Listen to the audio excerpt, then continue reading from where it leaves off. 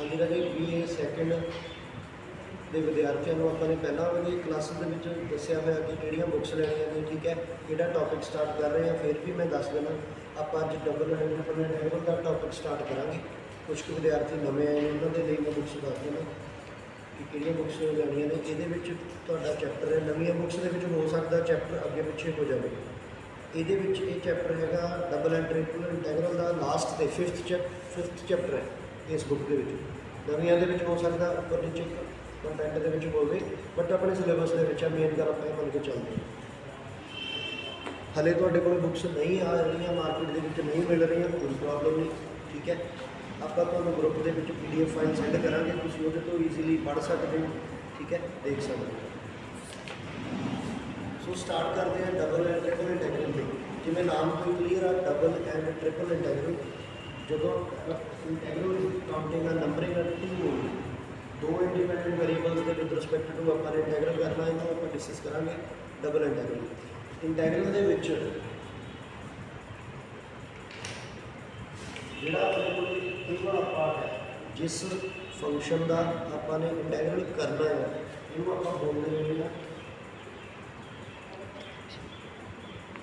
ਇੰਟੈਗਰੈਂਡ, ਠੀਕ ਹੈ। ਜਿਹੜੇ ਫੰਕਸ਼ਨ ਆਪਾਂ ਇੰਟੈਗਰਲ ਕਰਨ ਜਾ ਰਹੇ ਹਾਂ, ਜੇ ਸਿੰਗਲ ਫੰਕਸ਼ਨ ਹੁੰਦਾ ਆਪਣੇ ਕੋਲ ਸਿੰਗਲ ਇੰਟੈਗਰਲ ਹੁੰਦਾ, ਉਹ ਇੱਦਾਂ ਦਾ ਇੱਥੇ ਗੱਲ ਕਲੀਅਰ ਹੋ ਜਾਂਦੀ ਕਿ ਇੱਕੋ ਹੀ ਇੰਡੀਪੈਂਡੈਂਟ ਵੇਰੀਏਬਲ ਹੈ। ਇਹ ਤੋਂ ਪਤਾ ਲੱਗਦਾ ਭਾਵੇਂ ਇਹਦੇ ਵਿੱਚ 2-3 ਹੋਣ, X ਹੋਵੇ, Y ਹੋਵੇ, Z ਹੋਵੇ, ਕੋਈ ਇਸ਼ੂ ਨਹੀਂ, ਬਟ ਆਪਾਂ ਇਸ ਵੇਰੀਏਬਲ ਦੇ ਵਿੱਚ ਰਿਸਪੈਕਟ ਤੋਂ ਇੰਟੈਗਰਲ ਕਰਾਂਗੇ, ਠੀਕ ਹੈ। ਹੁਣ ਡਬਲ ਇੰਟੈਗਰਲ ਦੇ ਵਿੱਚ ਆਪਣੇ ਕੋਲ ਇੱਕ dx ਹੈ, ਇੱਕ ਡਿਫਰੈਂਸ਼ੀਅਲ ਆਪਰੇਟਰ dy ਹੈ, ਜਿਹਦੇ ਵਿੱਚ 2 ਇੰਡੀਪੈਂਡੈਂਟ ਵੇਰੀਏਬਲ ਨੇ। ਅੱਜ ਦੀ ਕਲਾਸ ਦੇ ਵਿੱਚ ਆਪਾਂ ਡਬਲ ਇੰਟੈਗਰਲ ਬਾਰੇ ਡਿਟੇਲ ਦੇ ਵਿੱਚ ਡਿਸਕਸ ਕਰਾਂਗੇ। ਕੱਲ੍ਹ 4th ਲੈਕਚਰ ਹੋਏਗਾ ਆਪਣਾ, ਵੈਸੇ ਪਹਿਲਾ ਲੈਕਚਰ ਆ ਪਰ ਆਪਣੇ ਸਿਲੇਬਸ ਦਾ 4th ਲੈਕਚਰ ਗਿਣਾਂਗੇ, ਠੀਕ ਹੈ, ਟੌਪਿਕ ਦਾ, ਜਿਹਦੇ ਵਿੱਚ ਆਪਾਂ ਟ੍ਰਿਪਲ ਇੰਟੈਗਰਲ ਬਾਰੇ ਦੱਸਾਂਗੇ। ਸੋ ਸਟਾਰਟ ਕਰਦੇ ਹਾਂ ਲੈਕਚਰ ਦਾ। ਇਹਦੇ ਵਿੱਚ ਕੀ ਹੈ, ਜਿਸ ਤਰ੍ਹਾਂ ਤੁਸੀਂ ਸਕਰੀਨ 'ਤੇ ਦੇਖ ਸਕਦੇ ਹੋ, ਪੜ੍ਹਿਆ ਗਿਆ mean when limits of both variables are constant. ਹੁਣ ਇਹਦੀਆਂ ਨਾ ਟਾਈਪਸ ਹੋਣਗੀਆਂ ਕਈ ਸਾਰੀਆਂ। ਡਬਲ ਇੰਟੈਗਰਲ ਦਾ ਤਾਂ ਤੁਸੀਂ ਸਮਝ ਲੱਗ ਗਿਆ ਕਿ 2 ਇੰਟੈਗਰਲ ਹੋਣਗੇ ਸੋਲਵ ਕਰਨ ਦੇ ਲਈ, ਠੀਕ ਹੈ। ਜਦੋਂ ਇੰਟੈਗਰਲ ਤੋਂ ਸੋਲਵ ਹੋ ਗਿਆ, ਆਪਣਾ ਸਟੇਟਮੈਂਟ ਆ, ਪ੍ਰੋਬਲਮ ਆ, ਸੋਲਵ ਹੋ ਗਈ। ਹੁਣ ਇਹਦੀਆਂ ਟਾਈਪਸ ਨੇਗੀਆਂ। ਪਹਿਲੀ ਟਾਈਪ ਆ ਜਦੋਂ ਦੋਵੇਂ ਲਿਮਿਟਸ ਨੇ ਜਿਹੜੀਆਂ ਆਪਣੇ ਕੋਲ ਉਹ ਕੌਨਸਟੈਂਟ ਨੇ। ਉਸ ਕੇਸ ਦੇ ਵਿੱਚ ਤੁਸੀਂ ਕਿਸੇ ਵੀ ਇੰਟੈਗਰਲ ਦੇ ਨੂੰ ਪਹਿਲਾਂ ਸੋਲਵ ਕਰ ਸਕਦੇ ਹੋ, ਅੱਗੇ ਪਿੱਛੇ ਚੇਂਜ ਕਰਕੇ ਆਨਸਰ ਆਪਣਾ ਸੇਮ ਆਏ, ਕੋਈ ਪ੍ਰੋਬਲਮ ਨਹੀਂ, ਠੀਕ ਹੈ। So first type when both limits are constant, ਕੀ ਕਿਹਾ ਗਿਆ, means when limits of the both variables are constant, then we can solve any integral firstly, then the sum second, so the solution will remain the same। ਕਿ ਜਦੋਂ ਦੋ double integral ਦੇ ਵਿੱਚ ਦੋਨੇ integral ਦੀਆਂ ਲਿਮਿਟਸ ਨੇ ਜਿਹੜੀਆਂ ਉਹ ਕੌਨਸਟੈਂਟ ਹੈਗੀਆਂ, ਕਿਸੇ ਦੇ ਵਿੱਚ ਵੀ ਇੰਡੀਪੈਂਡੈਂਟ ਵੇਰੀਏਬਲ ਨਹੀਂ ਦਿਖਾਈ ਦੇ ਰਹੇ, ਜਿਵੇਂ A ਤੋਂ B, C ਤੋਂ D, 5, 7, 10 ਕੁਛ ਵੀ ਹੋ ਸਕਦਾ, 0, -1, 2। ਕਹਿਣ ਦਾ ਮੀਨਿੰਗ ਕੀ ਹੈ, limits are constant, then we can solve any integral firstly, after then we can solve the remaining integral, the solution will remain same।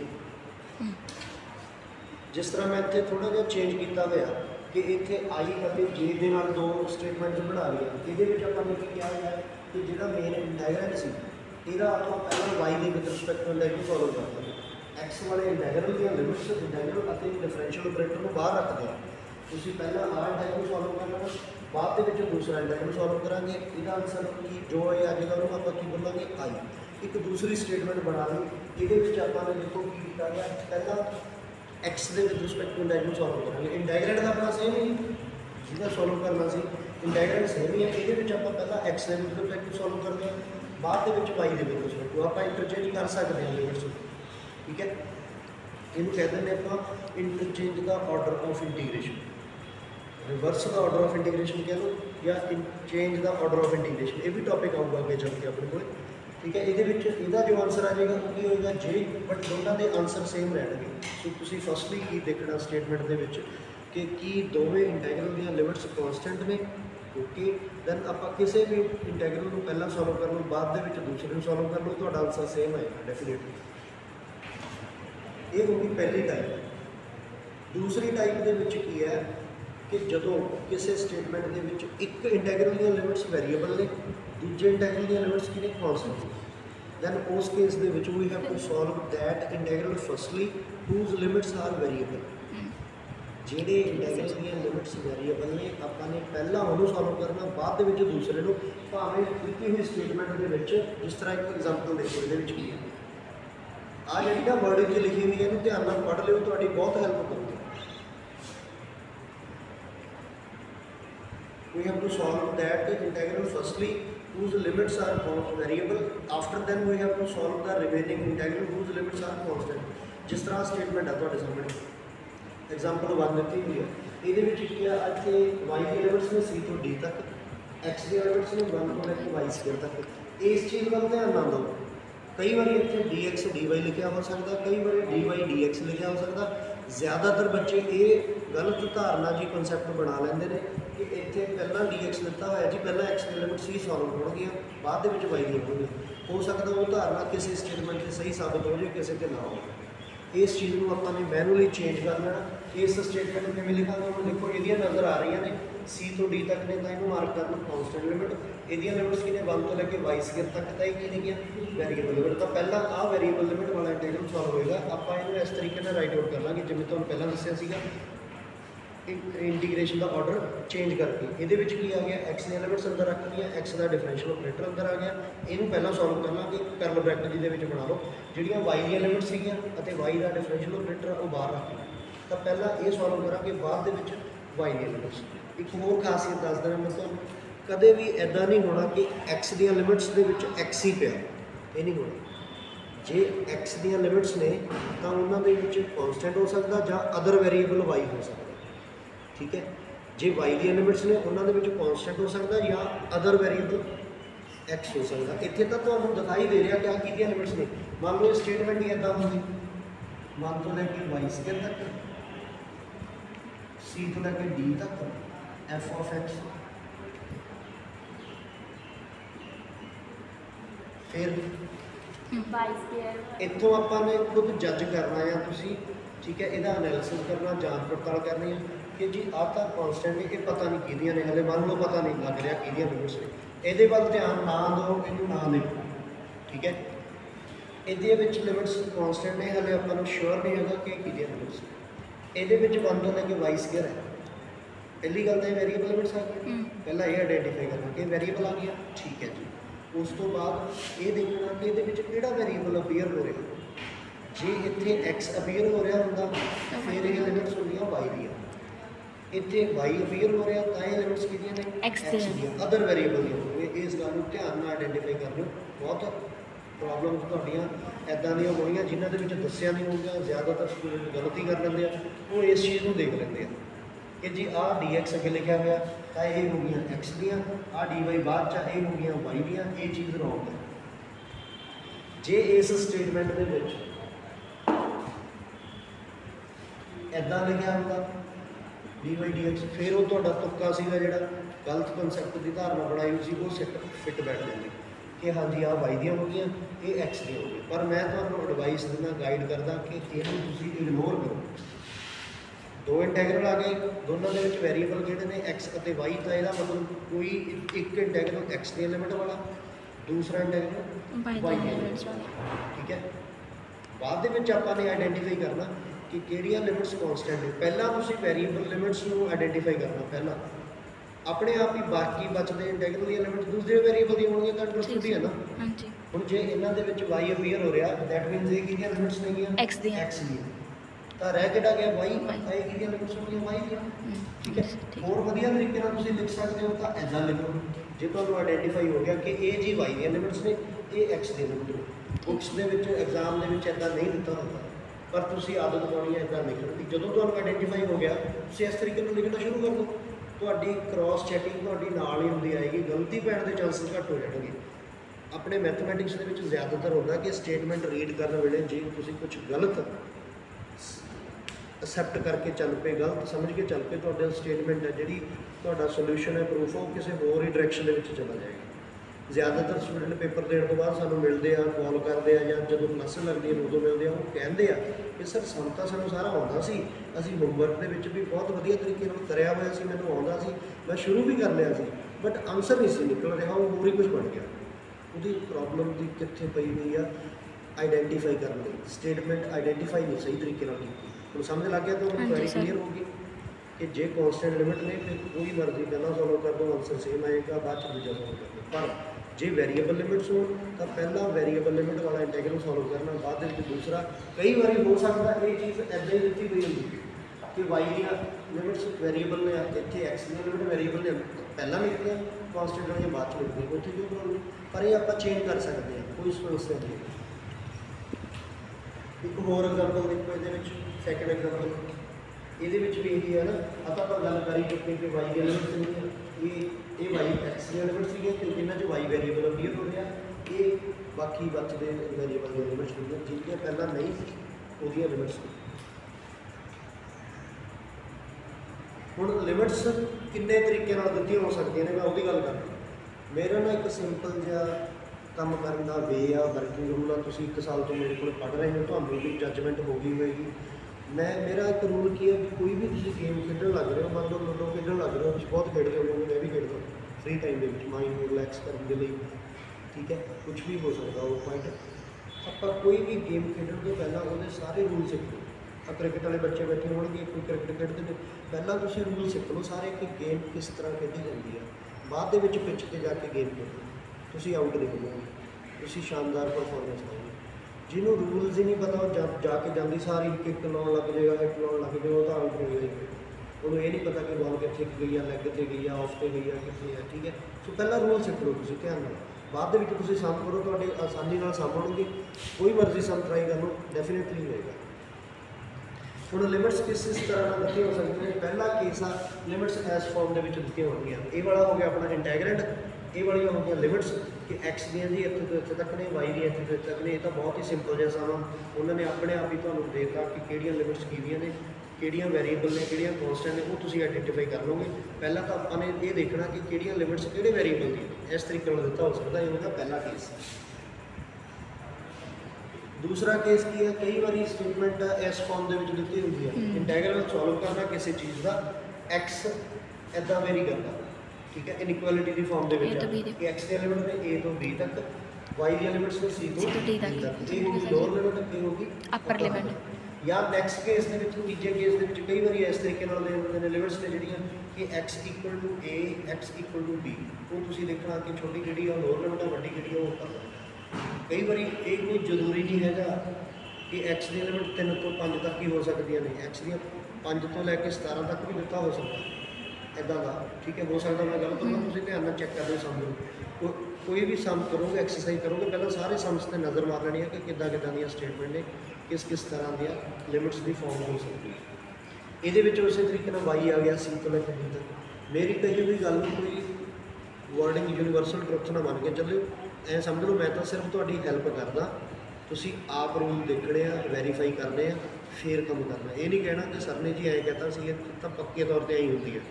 ज़्यादातर 90% मेरिया गल्लां, मेरिया एडवाइस जो मैं कह रहा सही होणगियां, ठीक है। मैं फिर भी 10% अपने एरर मन के चलदा, ठीक है। कई बार लैक्चर बोलते समय असीं समझा कुछ हो रहे हैं, पॉइंट मन के कुछ होर चल रहा। कई बार कोई गल इदां दी कही जा सकती है जिहड़ी तुहाडे बुक्स दे तुहाडीआं स्टेटमेंट नाल उदां इन बिन मैच ना करे, ठीक है। ये नहीं कहना कि जो तो पढ़ाने नहीं हो तो पता ही नहीं लगता कि चीज़ की है, तुसीं ऐ दस्सिया सी। असलियत जो चीज़ इदां 10% का मैं एरर मन के चलदा, हो सकता 10% ना हो, 1% ही हो, एक तो भी घट हो गई, पर फिर भी मन के चलते हैं कि कुछ ना कुछ गल कहण वेले, बोलण वेले, दस्सण वेले, समझाउण वेले कही जा सकती है, ठीक है। कितने कोई प्रॉब्लम आ गई, तुहानूं होमवर्क दे विच नहीं याद रहा, तो तुसीं यूट्यूब पर जाओ, अजदा लिंक तुहाडी क्लास का मैं तुहानूं ग्रुप दे विच शाम तो पहला पा दूँगा, तुहाडे घर जाके होमवर्क करन तो पहला पा दूँगा, इन्ना प्रॉमिस। कई बच्चे मैंने कहते हैं जी तुसीं तो लिंक रात को पौने 8-9 बजे, ठीक है, असीं उदों तक तो पढ़ चुके होंगे काम कर चुके हैं। वह भी रीज़न है साडा कॉलेज में तुहानूं पता ही है की काम चल रहा, ठीक है। या एक डाटे की प्रॉब्लम आ जाती है। हुण जिवें ये लैक्चर रिकॉर्ड हो रहा घट्टो घट्ट 4 GB का हो, इनू अपलोड करने के लिए मैंने किसी ना किसी वाईफाई से जाना पएगा। इत्थे कई बार बंद हो जाते हैं, या रेंज नहीं मिलती, या सानूं सारिਆਂ ਦੇ पासवर्ड नहीं पता, ठीक है। मैं घर जाके अपने वाईफाई नाल कनैक्ट करके फिर अपलोड कर दूँगा। पर मैं वो कमी भी सुधारदा, या आने वाले दिनों के मैं मतलब मॉडम जिहड़ा हुंदा पोर्टेबल मॉडम अपने कोल ही रख लाँगा। इत्थों लैक्चर हो सकता क्लास के विच ही आपां लाइव रिकॉर्ड करके पा लिया करिए। वो तो नहीं कर सकते लाइव रिकॉर्ड, वो तो लाइव रिकॉर्ड तुहाडी क्लास के रूम चों बाहर निकलण तो पहले ही यूट्यूब पर चढ़ जाऊगा, ਤੁਸੀਂ ਇੱਥੇ ਫ੍ਰੀ ਬੈਠੇ ਹੋ ਕਿਤੇ ਉੱਥੇ ਹੀ ਕਰ ਸਕਦੇ ਹੋ, ਪਰ ਉਹਦੇ ਲਈ ਡਾਟਾ ਬਹੁਤ ਚਾਹੀਦਾ। ਮੈਂ ਦੇਖਦਾ, ਕੋਸ਼ਿਸ਼ ਕਰਦਾ ਪੋਰਟੇਬਲ ਮਾਡਲ ਲਿਆ ਕੇ ਉਹ ਲਾਈਵ ਚਲਾਉਣ ਦੀ। ਠੀਕ ਹੈ। ਸੋ 3 ਤਰ੍ਹਾਂ ਦੀ ਕੇਸਿਸ ਦੀ ਗੱਲ ਹੋ ਗਈ ਲਿਮਿਟਸ ਦੀ। 4th ਕੇਸਿਸ ਆ ਜਿਹੜਾ ਇਹ ਕਾਫੀ ਇੰਪੋਰਟੈਂਟ ਆ, ਇਹਦੇ ਨਾਲ ਦੇ ਸਮ ਬਹੁਤ ਵਾਰੀ ਪੇਪਰਾਂ 'ਚ ਆਉਂਦੇ ਹੁੰਦੇ ਆ। ਵੈਨ ਲਿਮਿਟਸ ਆਰ ਗਿਵਨ ਇਨ ਸਰਫੇਸ, ਬਾਉਂਡਡ ਸਰਫੇਸ ਦੀ ਫਾਰਮ ਦੇ ਵਿੱਚ ਦਿੱਤਾ ਹੁੰਦਾ। ਇਸ ਕੇਸ ਦੇ ਵਿੱਚ ਆਪਾਂ ਨੇ ਕੀ ਕਰਨਾ, we have to find limits of x। ਜੇ x ਦੀਆਂ ਲਿਮਿਟਸ ਪਤਾ ਕਰਨੀਆਂ ਨੇ ਤਾਂ ਤੁਸੀਂ y ਨੂੰ 0 ਭਰ ਦੇਣਾ। ਠੀਕ ਹੈ ਜੀ। ਧਿਆਨ ਦਿਓ ਇਸ ਗੱਲ ਨੂੰ, ਬਹੁਤ ਇੰਪੋਰਟੈਂਟ ਚੀਜ਼ ਆ। ਇਹਦੇ ਨਾਲ ਦਾ ਸਮ ਪੱਕਾ ਡੈਫੀਨੇਟਲੀ ਸ਼ੋਰ ਆ ਮੈਂ ਪੇਪਰ 'ਚ ਆਏਗਾ। ਠੀਕ ਹੈ। Change the order of integration ਨਾਮ ਹੋਊਗਾ ਇੱਕ ਐਕਸਰਸਾਈਜ਼ ਆ, ਉਹ ਜੋ ਹਰ ਸਾਲ ਪੇਪਰ 'ਚ ਸਵਾਲ ਸਿਲੈਕਟ ਹੁੰਦਾ, ਉਹ ਵੀ ਵੈਰੀ ਲੌਂਗ ਕੁਐਸਚਨ ਦੇ ਵਿੱਚ। ਜੇ ਤੁਸੀਂ x ਦੀਆਂ ਲਿਮਿਟ ਪਤਾ ਕਰਨੀਆਂ ਨੇ ਤਾਂ ਤੁਸੀਂ y ਨੂੰ 0 ਪੁੱਟ ਕਰਨਾ। x ਦੀਆਂ ਅਲੱਗ-ਅਲੱਗ ਵੈਲਿਊਜ਼ ਆ ਜਾਣਗੀਆਂ, ਉਹ ਕਦੇ ਕੌਨਸਟੈਂਟ ਹੋਣਗੀਆਂ, ਕੁਛ ਹੋਏਗਾ। ਉਹ ਲਿਮਿਟਸ ਕਿਹਦੀਆਂ ਪਤਾ ਲੱਗਣਗੀਆਂ? x ਨੇ। x ਨੇ। ਸਿੰਪਲ ਜਿਹਾ ਰੂਲ ਦੱਸ ਦਿੰਦਾ ਕਿ ਜਿਹੜੇ ਵੇਰੀਏਬਲ ਦੀਆਂ ਤੁਸੀਂ ਲਿਮਿਟਸ ਪਤਾ ਕਰਨੀਆਂ ਨੇ ਉਹ ਤੋਂ ਬਾਅਦ ਵਾਲਿਆਂ ਨੂੰ 0 ਭਰ ਲਓ। ਜੇ x ਨੇ ਪਤਾ ਕਰਨੀ ਨੇ ਤਾਂ ਬਾਅਦ ਵਾਲੇ ਨੂੰ ਆਪਾਂ 0 ਭਰ ਲਓ। 0 ਭਰ ਲਾਂਗੇ। ਕਿਹਨੂੰ 0 ਭਰਾਂਗੇ? y ਨਾਲ। ਕੱਲ ਗੱਲ ਕਰਾਂਗੇ ਟ੍ਰਿਪਲ ਇੰਟੈਗਰਲ ਦੇ ਵਿੱਚ ਵੀ ਇਹ ਕਲੌਜ਼ ਆਊਗਾ ਕਿ ਜੇ ਟ੍ਰਿਪਲ ਇੰਟੈਗਰਲ ਦੇ ਫਾਰਮ ਦੇ ਵਿੱਚ x ਦੀ ਲਿਮਿਟ ਪਤਾ ਕਰਨ ਦੇ ਲਈ y ਅਤੇ z ਦੋਨਾਂ ਨੂੰ 0 ਭਰਨਾ। 0 ਭਰਨਾ, ਹਾਂਜੀ। y ਦੀ ਲਿਮਿਟ ਪਤਾ ਕਰਨ ਦੇ ਲਈ ਉਸ ਤੋਂ ਬਾਅਦ ਵਾਲਾ ਕੱਲਾ z ਆ ਗਿਆ, z ਨੂੰ 0 ਭਰਨਾ। ਇਹਦੇ ਸੋਲਵ ਕਰਨ ਦੇ ਹੋਰ ਵੀ ਰੂਲ ਨੇ। ਠੀਕ ਹੈ ਕਿ z ਦੀ ਲਿਮਿਟ ਪਤਾ ਕਰਨੀ ਨੇ x ਤੇ y ਨੂੰ 0 ਭਰ ਲਓ। ਕਈ ਬੁੱਕਸ ਦੇ ਵਿੱਚ ਇੱਦਾਂ ਦੱਸਿਆ ਗਿਆ, ਪਰ ਮੈਂ ਸਿੰਪਲ ਜਿਹੇ ਸ਼ਬਦਾਂ ਦੇ ਵਿੱਚ ਦੱਸ ਰਿਹਾ, ਇੱਦਾਂ ਦਾ ਰੂਲ ਦੱਸ ਰਿਹਾ ਕਿ ਜਿਹੜਾ ਹਰ ਇੱਕ ਥਾਂ 'ਤੇ ਐਪਲੀਕੇਬਲ ਹੋਵੇ। ਤੁਸੀਂ ਕੋਈ ਵੀ ਸਮ ਬੁੱਕ ਨਾਲ ਮੈਚ ਕਰਕੇ ਨਹੀਂ ਕਰਨਾ। ਜੇ ਮੈਨੂੰ ਫੋਲੋ ਕਰਨਾ ਤਾਂ, ਜੇ ਮੇਰੇ ਕਹੇ ਅਨੁਸਾਰ ਪੜ੍ਹਨਾ ਤਾਂ ਬੁੱਕ ਤੋਂ ਸੋਲਵ ਕੀਤੇ ਹੋਏ ਨਾਲ ਮਿਲਾਉਣਾ ਨਹੀਂ ਕਿ ਮੇਰਾ ਤਾਂ ਪਹਿਲਾ ਸਟੈਪ ਇਹ ਆ ਰਿਹਾ, ਇਹਦਾ ਇਹ ਆ ਰਿਹਾ। ਆਨਸਰ ਬਣਾ ਲਓ, ਭਾਵੇਂ ਆਨਸਰ ਤੁਹਾਡਾ ਮੈਚ ਕਰੋ। ਠੀਕ ਹੈ। ਤੁਸੀਂ ਮੈਨੂੰ ਫੋਲੋ ਕਰਨਾ ਤਾਂ ਮੇਰੇ ਦੱਸੇ ਅਨੁਸਾਰ, ਮੇਰੇ ਪੜ੍ਹਾਏ ਅਨੁਸਾਰ ਚੱਲਣਾ ਹੈ। ਇਹ ਗੱਲ ਧਿਆਨ 'ਚ ਰੱਖ ਕੇ ਚੱਲੋ। ਜ਼ਿਆਦਾਤਰ ਬੱਚਿਆਂ ਦੀ ਆਦਤ ਹੁੰਦੀ ਆ ਉਮਰ 'ਚ ਕਰਨ ਵੇਲੇ ਕਿ ਸਮ ਸੋਲਵ ਕਰ ਰਹੇ ਹਾਂ ਅਸੀਂ, ਨਾਲ ਦੀ ਨਾਲ ਹੀ ਬੁੱਕ ਨਾਲ ਮਿਲਾਈ ਜਾਣਗੇ ਕਿ ਆਹ ਸਟੈਪ ਹੋ ਗਿਆ, ਓਕੇ, ਆਹ ਸਟੈਪ ਹੋ ਗਿਆ, ਓਕੇ। ਉੱਦਾਂ ਨਹੀਂ ਕਰਨਾ। ਠੀਕ ਹੈ। ਕਈ ਚੀਜ਼ਾਂ ਮੈਂ ਬੁੱਕ ਤੋਂ ਹਟ ਕੇ ਆਪਣੇ ਤਰੀਕੇ ਨਾਲ ਪੜ੍ਹਾ ਰਿਹਾ, ਆਪਣੇ ਤਰੀਕੇ ਨਾਲ ਦੱਸਦਾ। ਸੋ ਹੁਣ ਸਮਝ ਲੱਗ ਗਿਆ ਡਬਲ ਇੰਟੈਗਰਲ ਦੀ ਗੱਲ ਚੱਲ ਰਹੀ ਹੈ। ਜੇ x ਦੀ ਲਿਮਿਟ ਪਤਾ ਕਰਨੀ ਹੈ ਤਾਂ ਤੁਸੀਂ y ਨੂੰ 0 ਭਰ ਲਓ, x ਦੀਆਂ ਵੈਲਿਊਜ਼ ਆ ਜਾਣਗੀਆਂ ਤਾਂ ਕੌਨਸਟੈਂਟ ਲਿਮਿਟ ਪਤਾ ਲੱਗਣੀ ਹੈ। ਕੌਨਸਟੈਂਟ ਲਿਮਿਟ ਫਾਈਨਲ ਹੋ ਜਾਣੀ। ਜੇ ਤੁਸੀਂ y ਦੀਆਂ ਲਿਮਿਟਸ ਪਤਾ ਕਰਨੀਆਂ ਨੇ ਤਾਂ x ਨੂੰ ਰਾਈਟ ਹੈਂਡ ਸਾਈਡ ਤੇ ਲੈ ਲਓ। ਠੀਕ ਹੈ। ਲਿਮਿਟਸ ਪਤਾ ਕਰਾਂਗੇ y ਦੀਆਂ ਵੇਰੀਏਬਲ ਲਿਮਿਟਸ ਨਿਕਲਣਗੀਆਂ ਇਸ ਕੇਸ ਦੇ ਵਿੱਚ, ਜਿਹਦੇ ਵਿੱਚ ਆਪਾਂ x ਦੀ ਲਿਮਿਟ ਫਾਈਂਡ ਆਊਟ ਕਰਨ ਵੇਲੇ y ਨੂੰ 0 ਭਰਿਆ ਸੀ। x ਦੀਆਂ ਜਿਹੜੀਆਂ ਵੀ ਕੌਨਸਟੈਂਟ ਲਿਮਿਟ ਪਤਾ ਲੱਗਣਗੀਆਂ y ਦੀਆਂ ਵੇਰੀਏਬਲ। ਇਹਦੀ ਐਗਜ਼ਾਮਪਲ ਦੇ ਤੌਰ ਤੇ ਮੈਂ ਇੱਕ ਸਮ ਡਿਸਕਸ ਕਰ ਰਿਹਾ ਤੁਹਾਡੇ ਨਾਲ। ਇਹ ਚੀਜ਼ਾਂ ਤੁਸੀਂ ਖੁਦ ਵੀ ਆਪਣੇ ਪਰਸਨਲ ਨੋਟ ਬਣਾ ਸਕਦੇ ਹੋ। ਕੋਈ ਜ਼ਰੂਰੀ ਨਹੀਂ ਹੈਗਾ ਵੀ ਆਹ ਨੋਟਸ ਬਣਾਏ ਹੋਏ ਨੇ ਸਾਨੂੰ ਇਹ ਤੋਂ ਹੀ ਪਤਾ ਲੱਗਦਾ। ਪਿੱਛੇ ਜੇ ਮੈਂ ਦੱਸਣਾ ਨਹੀਂ ਚਾਹੁੰਦਾ ਹੈਗਾ, ਪਿੱਛੇ ਜੇ ਇੱਕ ਪ੍ਰੋਬਲਮ ਆ ਗਈ ਸੀ ਬੱਚਿਆਂ ਨੇ, ਮੰਨ ਲਓ ਚਾਹੇ ਕੰਪਲੇਂਟ ਕਹਿ ਲਓ ਜਾਂ ਵੈਸੇ ਗੱਲ ਕਰ ਲਓ ਵੀ ਕਲਾਸ ਦੇ ਵਿੱਚ ਜਿਹੜਾ ਸਰ ਪੜ੍ਹਾਉਂਦੇ ਨੇ ਸਾਨੂੰ ਸਾਰਾ ਸਮਝ ਲੱਗ ਜਾਂਦਾ, ਪਰ ਘਰ ਜਾ ਕੇ ਜਦੋਂ ਅਸੀਂ ਹੋਮਵਰਕ ਦੇ ਵਿੱਚ ਸਾਨੂੰ ਸੋਲਵ ਕਰਦੇ ਹਾਂ ਤਾਂ ਤੋਂ ਹੁੰਦੇ ਸਾਨੂੰ ਸਰ ਦੇ ਨੋਟਸ ਦਵਾ ਦਿਓ, ਕਿਉਂਕਿ ਉਹਨਾਂ ਤੋਂ ਸਾਰੀ ਚੀਜ਼ ਇੰਨੇ ਦਿਨ ਸੋਲਵ ਕੀਤੀ ਹੋਈ ਹੈ। ਠੀਕ ਹੈ। ਬੁੱਕ 'ਚ ਵੀ ਨਹੀਂ ਕਹਿੰਦੇ ਉਹ ਸਟੈਪ ਸੋਲਵ ਕੀਤੇ ਹੋਏ ਜਿਹੜੇ ਸਰ ਦੇ ਨੋਟਸਾਂ 'ਚ ਕੀਤੇ ਹੋਏ। ਤੁਸੀਂ ਇਸ ਚੀਜ਼ ਤੋਂ ਅੰਦਾਜ਼ਾ ਲਗਾ ਲਓ ਕਿ ਇਹ ਕੰਪਲੇਂਟ ਹੈ ਜਾਂ ਕੀ ਹੈ। ਉਹ ਕਹਿਣਾ ਇਹ ਚਾਹੁੰਦੇ ਨੇ ਕਿ ਸਰ ਦੇ ਨੋਟਸ ਹੈਗੇ ਬਹੁਤ ਵਧੀਆ, ਉਹਨਾਂ 'ਚ ਪੜ੍ਹਾਈ ਹੋਈ ਇਕੱਲੀ ਚੀਜ਼ ਡਿਸਕਸ ਹੁੰਦੀ ਆ, ਸਾਨੂੰ ਉਹ ਚੀਜ਼ ਦਵਾ ਦਿਓ। ਪਰ ਮੈਂ ਉਹ ਚੀਜ਼ ਤੁਹਾਨੂੰ ਨਹੀਂ ਦੇਣੀ ਚਾਹੁੰਦਾ, ਨਹੀਂ ਕਰਵਾਉਣਾ ਚਾਹੁੰਦਾ, ਕਿਉਂਕਿ ਤੁਸੀਂ ਹੈਬਚੁਅਲ ਹੋ ਜਾਓਗੇ, ਤੁਹਾਨੂੰ ਸਕੂਲ ਫੀਡਿੰਗ ਦੀ ਹੈਬਿਟ ਪੈ ਜਾਊਗੀ। ਆਪਣੇ ਆਪ ਆ ਕੇ ਬੈਠ ਜਾਏਗਾ। ਜੇ ਕੋਈ ਲੇਟ ਆ ਜਾਂ ਨੈਕਸਟ ਕਲਾਸ ਆਪਣੇ ਆਪ ਆ ਕੇ ਬੈਠੋ, ਪੁੱਛਣ ਦੀ ਲੋੜ ਨਹੀਂ, ਕਮਰੇ ਦੇ ਬਾਹਰ ਨਹੀਂ ਖੜਨਾ ਕਦੇ ਵੀ। ਸੋ ਮੈਂ ਗੱਲ ਕਰ ਰਿਹਾ ਸੀ, ਵਾਪਸ ਆਉਣਾ ਆਪਣੀ ਗੱਲ 'ਤੇ, ਸਮਿੰਗ ਅਪ ਕਰਨਾ ਆਪਣੇ ਟੌਪਿਕ 'ਤੇ ਵੀ ਆਪਾਂ ਵਾਪਸ ਆਉਂਦੇ ਹਾਂ। ਮੈਂ ਉਹ ਸਕੂਲ ਫੀਡਿੰਗ ਦੀ ਆਦਤ ਨਹੀਂ ਤੁਹਾਨੂੰ ਦੇਣੀ ਚਾਹੁੰਦਾ, ਕਿਉਂਕਿ ਫਿਰ ਤੁਸੀਂ ਕੀਤੇ ਕਰਾਏ ਕੰਮ ਤੋਂ ਸਿੱਖਣ ਦੀ ਹੈਬਿਟ ਬਣ ਗਈ ਤੁਹਾਡੀ। ਤੁਸੀਂ ਆਪਣੇ ਆਪ ਕਰਨਾ ਭੁੱਲ ਜਾਓਗੇ, ਆਪਣੇ ਵਰਕਿੰਗ ਰੂਲ ਭੁੱਲ ਜਾਓਗੇ। ਮੈਂ ਹੁਣ ਆਹੀ ਚੀਜ਼ ਮੈਂ ਤੁਹਾਨੂੰ ਗਰੁੱਪ ਦੇ ਵਿੱਚ ਸ਼ੇਅਰ ਕਰ ਦਿੰਦਾ, ਤੁਸੀਂ ਹੋਮਵਰਕ 'ਚ ਜਾ ਕੇ ਪੜ੍ਹ ਲਓਗੇ, ਸਾਰਾ ਕੁਝ ਸੋਲਵ ਹੋ ਜਾਊਗਾ।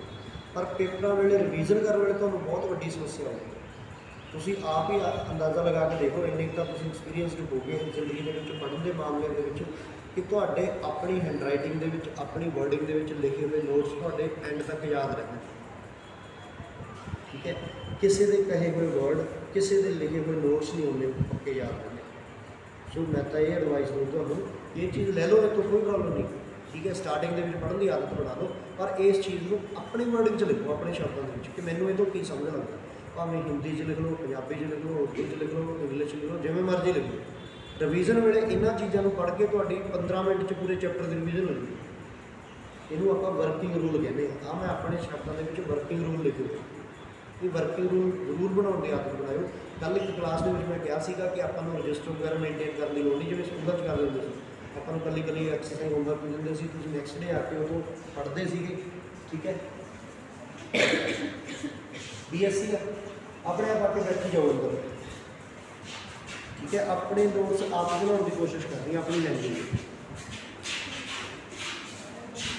हाँ, आप गल कर रहे थे कि स्टेटमेंट है ये जिन्हें आ सरफेस देता कि जी तुम इंटैगरल करना है इस सरफेस के तो ये आप करा कि पहला आप एक्स के एलिमेंट पता कर दें। अरे जी आवाज़ नहीं करनी, किसी ने दूजे की क्लास चल रही है डिस्टर्ब ना करो, चुप करके बैठ जाओ बेंच पे।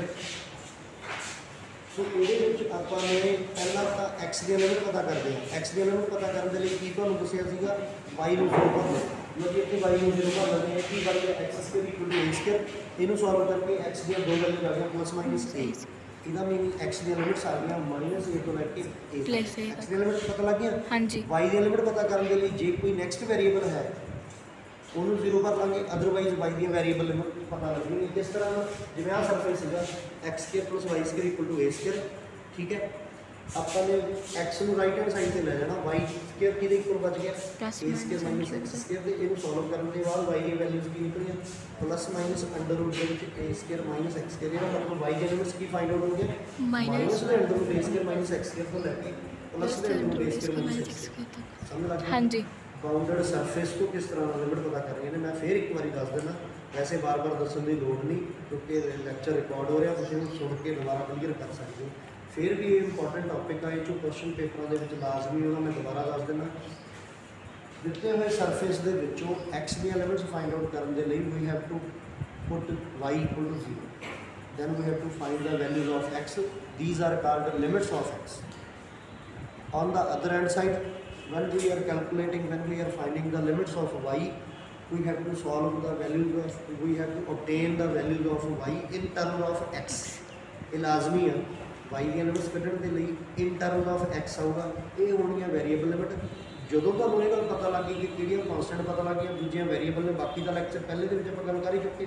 ਇਹ ਓਬਵੀਅਸਲੀ ਆ, ਹੁਣ ਆਪਾਂ y ਦੀ ਲਿਮਿਟਸ ਨੂੰ ਪਹਿਲਾਂ ਸੋਲਵ ਕਰ ਲਾਂਗੇ, x ਦੀ ਲਿਮਿਟਸ ਨੂੰ ਬਾਅਦ ਵਿੱਚ ਸੋਲਵ ਕਰਾਂਗੇ। ਠੀਕ ਹੈ, ਤਾਂ ਅੱਗੇ ਕਿੱਦਾਂ ਰਾਈਟ ਆਊਟ ਕਰਾਂਗੇ। ਉਸ ਤੋਂ ਬਾਅਦ ਇੱਕ ਕੇਸ ਆ ਗਿਆ 5th ਕੇਸ, ਜਦੋਂ ਦੋ ਸਰਫੇਸ ਦਿੱਤੇ ਹੋਣ।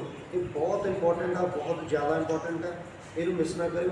5-7 ਮਿੰਟ ਲਗਾ ਕੇ ਆਪਾਂ ਲੈਕਚਰ ਕਲੋਜ਼ ਕਰਦੇ ਹਾਂ। ਡਬਲ ਇੰਟੈਗਰਲ ਦਾ ਨੈਕਸਟ ਕਲਾਸ ਦੇ ਬੱਚੇ ਆ ਗਏ, ਉਹਨਾਂ ਦੀ ਵੀ ਕਲਾਸ ਲਗਾਉਣੀ ਹੈ।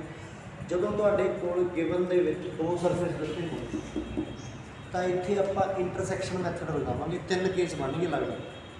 ਪਹਿਲਾ, ਪਹਿਲੇ ਸਰਫੇਸ ਤੋਂ ਲਿਮਿਟ ਪਤਾ ਕਰ ਲਾਂਗੇ ਜਿਵੇਂ ਆਪਾਂ ਨੇ 4th ਟਾਈਪ ਦੇ ਵਿੱਚ ਕੀਤਾ ਸੀ। ਦੂਜੇ ਕੇਸ ਦੇ ਵਿੱਚ ਅਦਰ ਸਰਫੇਸ ਤੋਂ ਲਿਮਿਟਸ ਪਤਾ ਕਰਾਂਗੇ ਜਿਵੇਂ ਆਪਾਂ ਨੇ ਕੀਤਾ ਸੀਗਾ।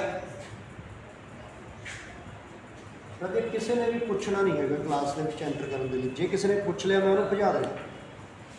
ਠੀਕ ਹੈ, ਆਪਣਾ ਆਰਾਮ ਨਾਲ ਆ ਕੇ ਅੰਦਰ ਬੈਠੋ, ਦੂਜੇ ਦੀ ਕਲਾਸ ਲੱਗ ਰਹੀ ਹੈ ਡਿਸਟਰਬ ਨਾ ਕਰੋ।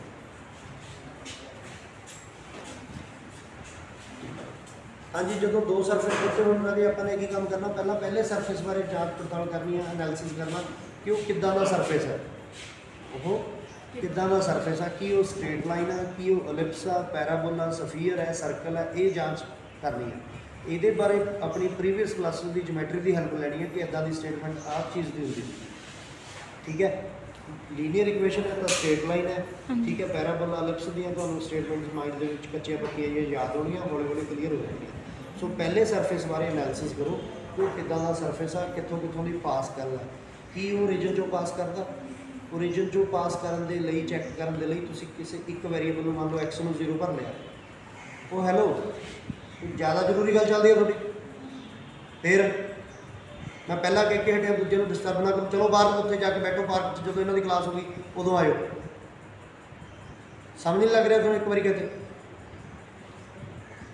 ਪਹਿਲੇ ਸਰਫੇਸ ਨੂੰ ਜੇ ਚੈੱਕ ਕਰਨਾ ਕਿ ਕਿੱਦਾਂ ਦਾ ਸਰਫੇਸ ਆ, ਕੀ ਉਹ ਰੀਜਨ 'ਚੋਂ ਪਾਸ ਕਰਦਾ, ਇਹਦੇ ਲਈ ਤੁਸੀਂ x ਨੂੰ 0 ਭਰ ਲਓ।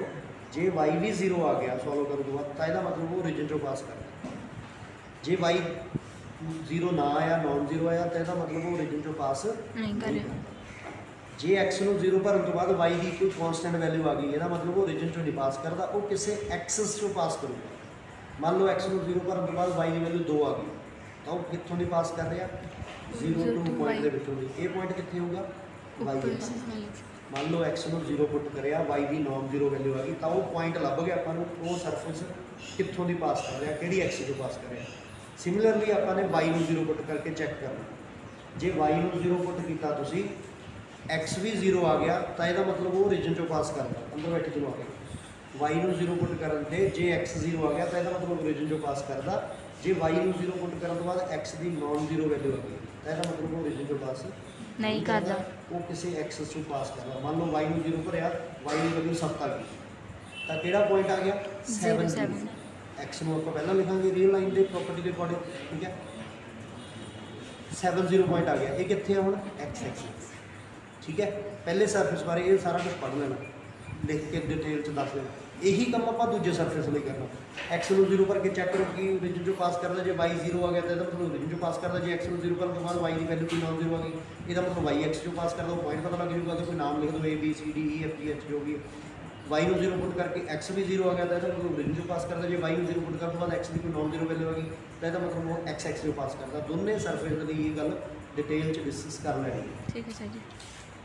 ਤੀਜਾ ਕੰਮ ਆਪਾਂ ਨੇ ਕੰਮ ਕਰਨਾ ਇੰਟਰਸੈਕਸ਼ਨ ਦਾ। ਇਹਦੇ ਵਿੱਚ ਮੈਂ ਸਾਰਾ ਕੁਝ ਦੱਸਿਆ ਹੋਇਆ ਕਿ ਐਗਜ਼ਾਮਿਨ ਕਰਨੇ ਆ ਕੋਆਰਡੀਨੇਟ ਪੁਆਇੰਟਸ। ਜਿਹੜੀਆਂ ਗੱਲਾਂ ਮੈਂ ਬੋਲ ਗਈਆਂ ਤੁਹਾਡੀ ਨੂੰ ਇੱਥੇ ਲਿਖਤੀ ਰੂਪ 'ਚ ਵੀ ਮਿਲਣਗੀਆਂ, ਠੀਕ ਹੈ। ਥੋੜੀ ਜਿਹੀ ਲੈਂਗੁਏਜ ਮੇਰੀ ਆਪਦੀ ਹੋਊਗੀ, ਤੁਹਾਨੂੰ ਐਡਜਸਟ ਕਰਨਾ ਪਊਗਾ। ਮੈਂ ਪੂਰੀ ਗੱਲ ਨਹੀਂ ਡਿਟੇਲ 'ਚ ਲਿਖੀ, ਸ਼ਾਰਟ ਵਰਡਿੰਗ ਯੂਜ਼ ਕੀਤੀ ਹੋਈ ਹੈ।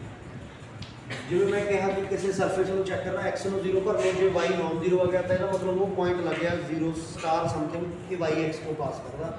ਇਹਦਾ ਮਤਲਬ ਉਹ ਓਰੀਜਨ ਚੋਂ ਪਾਸ ਨਹੀਂ ਕਰਦਾ। ਜੇ x ਨੂੰ 0 ਭਰ ਕੇ y 0 ਆ ਗਿਆ, ਇਹਦਾ ਮਤਲਬ ਉਹ y x ਚੋਂ ਨਹੀਂ ਪਾਸ ਕਰਦਾ, ਉਹ ਤਾਂ ਓਰੀਜਨ ਚੋਂ ਪਾਸ ਕਰਦਾ। ਇਹ ਗੱਲਾਂ ਮੈਂ ਪਹਿਲਾਂ ਬੋਲ ਗਿਆ, ਦੱਸ ਗਿਆ ਤੁਹਾਨੂੰ। ਇਸੇ ਤਰੀਕੇ ਨਾਲ ਤੁਸੀਂ y ਨੂੰ 0 ਭਰ ਕੇ ਚੈੱਕ ਕਰਨਾ। ਜੇ y ਨੂੰ 0 ਪੁੱਟ ਕਰਨ ਤੋਂ ਬਾਅਦ x ਦੀ ਵੈਲਿਊ ਨੋਨ 0 ਆ ਗਈ, ਤਾਂ ਇਹਦਾ ਮਤਲਬ ਸਟਾਰ 0 ਕੋਈ ਪੁਆਇੰਟ ਆ ਗਿਆ, ਇਹ ਕਿੱਥੇ ਆ? x ਐਕਸਿਸ ਤੇ। ਜੇ y ਨੂੰ 0 ਪੁੱਟ ਕਰਨ ਤੋਂ ਬਾਅਦ x 0 ਆ ਗਿਆ, ਤਾਂ ਇਹਦਾ ਮਤਲਬ ਉਹ x ਐਕਸਿਸ ਚੋਂ ਪਾਸ ਨਹੀਂ ਕਰਦਾ, ਉਹ ਤਾਂ ਸਿਰਫ ਅਤੇ ਸਿਰਫ ਓਰੀਜਨ ਚੋਂ ਪਾਸ ਕਰਦਾ। ਦੋਨੇ ਸਰਫੇਸ ਦੇ ਲਈ ਇਹ ਗੱਲ ਕਰ ਲੈਣੀ ਹੈ। ਉਸ ਤੋਂ ਬਾਅਦ ਆ ਗਿਆ ਵੈਰੀ ਇੰਪੋਰਟੈਂਟ ਕੰਮ ਇੰਟਰਸੈਕਸ਼ਨ, ਕਿ ਇਹ ਦੋਨੇ ਸਰਫੇਸ ਆਪਸ ਦੇ ਵਿੱਚ ਜੁੜਦੇ ਆ, ਟੱਚ ਕਰਦੇ ਆ, ਇੱਕ ਦੂਜੇ ਦੇ ਵਿੱਚੋਂ ਦੀ ਕ੍ਰਾਸ ਹੋ ਕੇ ਲੰਘਦੇ ਆ ਜਾਂ ਨਹੀਂ। ਇਸ ਚੀਜ਼ ਨੂੰ ਚੈੱਕ ਕਰਨ ਦੇ ਲਈ ਆਪਾਂ ਨੇ ਇੰਟਰਸੈਕਸ਼ਨ ਮੈਥਡ ਯੂਜ਼ ਕਰਨਾ। ਇੰਟਰਸੈਕਸ਼ਨ ਦਾ ਕੀ ਕੰਮ ਕਰਨਾ? ਮੰਨ ਲਓ ਕਿ ਤੁਸੀਂ ਪਹਿਲੇ ਸਰਫੇਸ ਦੇ ਵਿੱਚੋਂ x ਦੀ ਵੈਲਿਊ ਕੱਢੀ, ਪਹਿਲੇ ਸਰਫੇਸ ਦੇ ਵਿੱਚੋਂ x ਦੀ ਵੈਲਿਊ। ਮੰਨ ਲਓ ਪਹਿਲਾ ਸਰਫੇਸ ਕੀ ਸੀਗਾ? ਪੈਰਾਬੋਲਾ ਸੀਗਾ, y square equal to 4ax। ਤਾਂ ਪਹਿਲੇ ਸਰਫੇਸ ਚੋਂ x ਦੀ ਵੈਲਿਊ ਕਿੰਨੀ ਆ ਗਈ? y square over 4a। ਹਾਂਜੀ, ਪਹਿਲੇ ਸਰਫੇਸ ਚੋਂ x ਦੀ ਵੈਲਿਊ ਫਾਈਂਡ ਆਊਟ ਕਰਕੇ ਦੂਸਰੇ ਸਰਫੇਸ 'ਚ ਭਰ ਦੇਣੀ। ਹੁਣ ਜਦੋਂ ਦੂਸਰੇ ਸਰਫੇਸ 'ਚ ਭਰਾਂਗੇ, x ਦੀ ਵੈਲਿਊ ਪੁੱਟ ਕਰਾਂਗੇ, x ਤਾਂ ਐਲੀਮੀਨੇਟ ਹੀ ਹੋ ਗਿਆ, ਪਿੱਛੇ ਕੀ ਬਚ ਗਿਆ? y। ਪਿੱਛੇ y ਦੀਆਂ ਵੈਲਿਊਜ਼ ਬਚਣਗੀਆਂ, y ਦੇ ਪੁਆਇੰਟ ਆਉਣਗੇ। ਉਹਨਾਂ ਪੁਆਇੰਟਸ ਨੂੰ ਤੁਸੀਂ ਦੋਨਾਂ ਸਰਫੇਸ ਦੇ ਵਿੱਚੋਂ ਕਿਸੇ 'ਚ ਵੀ ਪੁੱਟ ਕਰੀ ਚਲੋ, y ਦੀ ਵੈਲਿਊ x ਦੀ ਵੈਲਿਊ ਲੱਭੀ ਜਾਣਗੀ। ਇਹਦਾ ਮਤਲਬ ਇੰਟਰਸੈਕਸ਼ਨ ਦੇ ਪੁਆਇੰਟ ਪਤਾ ਲੱਗੀ ਜਾਣਾ, ਠੀਕ ਹੈ। ਮੰਨ ਲਓ ਪਹਿਲੇ ਸਰਫੇਸ ਦੇ ਵਿੱਚੋਂ x ਦੀ ਵੈਲਿਊ ਕੱਢੀ, ਪਹਿਲੇ ਸਰਫੇਸ ਦੇ ਵਿੱਚੋਂ x ਦੀ ਵੈਲਿਊ ਫਾਈਂਡ ਆਊਟ ਕੀਤੀ, ਦੂਸਰੇ ਸਰਫੇਸ 'ਚ ਪੁੱਟ ਕੀਤੀ, ਤੁਹਾਨੂੰ y ਦੀ ਵੈਲਿਊ ਫਾਈਂਡ ਆਊਟ ਹੀ ਨਹੀਂ ਹੋ ਰਹੀ, ਠੀਕ ਹੈ। ਕੋਈ ਇੱਦਾਂ ਦੀ ਕੰਡੀਸ਼ਨ ਆ ਗਈ ਕਿ ਨॉन ਰੀਅਲ ਵੈਲਿਊਜ਼ ਆ ਗਈਆਂ, ਕੰਪਲੈਕਸ ਆ ਗਈਆਂ, ਇਮੇਜਨਰੀ ਆ ਗਈਆਂ। ਇਹਦਾ ਮਤਲਬ ਕੀ ਹੋਇਆ? ਉਹ ਦੋਨੇ ਸਰਫੇਸ ਆਪਸ ਵਿੱਚ ਇੰਟਰਸੈਕਟ ਹੀ ਨਹੀਂ ਕਰਦੇ, ਮਿਲਦੇ ਨਹੀਂ, ਜੁੜਦੇ ਹੀ ਨਹੀਂ, ਕਿਤੇ ਕੱਟ ਨਹੀਂ ਕਰਦੇ, ਠੀਕ ਹੈ। ਜੇ ਇਹ ਪਹਿਲੇ ਸਰਫੇਸ ਦੇ ਵਿੱਚੋਂ x ਦੀ ਵੈਲਿਊ ਫਾਈਂਡ ਆਊਟ ਕਰਨ ਤੋਂ ਬਾਅਦ y ਦੀ ਵੈਲਿਊ ਪ੍ਰਾਪਤ ਹੋ ਰਹੀ ਹੈ, ਤਾਂ ਇਹਦਾ ਮਤਲਬ ਦੋਨੇ ਸਰਫੇਸ ਕਿਤੇ ਨਾ ਕਿਤੇ ਮੀਟ ਕਰਦੇ ਆ, ਇੰਟਰਸੈਕਟ ਕਰਦੇ ਆ। ਇਹ ਚੀਜ਼ ਵਰਕਿੰਗ ਰੂਲ 'ਚ ਮੈਂ ਸਮਝਾਤੀ, ਇੱਕ ਸਮ ਕਰਵਾ ਦਿੰਦਾ, ਫਿਰ ਤੁਸੀਂ ਜਾਓ। ਆ ਦੇਖੋ ਮੈਂ ਇੱਥੇ ਦੱਸ ਰੱਖਿਆ ਕਿ ਜੇ ਆਪਣੇ ਕੋਲ ਰੀਅਲ ਪੁਆਇੰਟ ਆ ਗਏ, ਇਹਦਾ ਮਤਲਬ ਉਹ ਮੀਟ ਕਰਦੇ ਆ, ਕਿਤੇ ਨਾ ਕਿਤੇ ਇੰਟਰਸੈਕਟ ਕਰਦੇ ਆ, ਅਦਰਵਾਈਜ਼ ਨੋਟ। ਜੇ ਰੀਅਲ ਵੈਲਿਊ ਨਾ ਆਈਆਂ, ਫਿਰ ਉਹ ਮਿਲਦੀ ਨਹੀਂ, ਫਿਰ ਉਹ ਇੰਟਰਸੈਕਟ ਹੀ ਨਹੀਂ ਕਰਦੇ। ਉਸ ਤੋਂ ਬਾਅਦ ਇਹ ਜਿਹੜੀ ਡਿਸਕਸ਼ਨ ਆਪਾਂ 3 ਸਟੈਪਸ ਦੇ ਵਿੱਚ ਕੀਤੀ ਆ, ਪਹਿਲੇ ਸਰਫੇਸ ਬਾਰੇ ਆਈਡੈਂਟੀਫਾਈ ਕੀਤਾ ਕਿ ਉਹ ਕਿੱਥੋਂ ਪਾਸ ਕਰ ਰਿਹਾ, ਕਿੱਦਾਂ ਦਾ ਹੈ। ਦੂਜੇ ਸਰਫੇਸ ਬਾਰੇ ਪਤਾ ਕੀਤਾ ਕਿ ਉਹ ਕਿੱਦਾਂ ਦਾ ਸਰਫੇਸ ਆ, ਕਿੱਥੋਂ ਪਾਸ ਕਰਦਾ। ਤੀਜੇ ਨੰਬਰ 'ਤੇ ਆਪਾਂ ਦੋਨਾਂ ਦੀ ਇੰਟਰਸੈਕਸ਼ਨ ਦੇਖੀ ਹੈ ਕਿ ਕੀ ਮਿਲਦੇ ਨੇ ਕਿ ਨਹੀਂ ਮਿਲਦੇ। ਇਹਨਾਂ ਤਿੰਨਾਂ ਗੱਲਾਂ ਨੂੰ ਸਮਿੰਗ ਅਪ ਕਰਕੇ ਇੱਕ ਡਾਇਗਰਾਮ ਬਣਾਉਣੀ।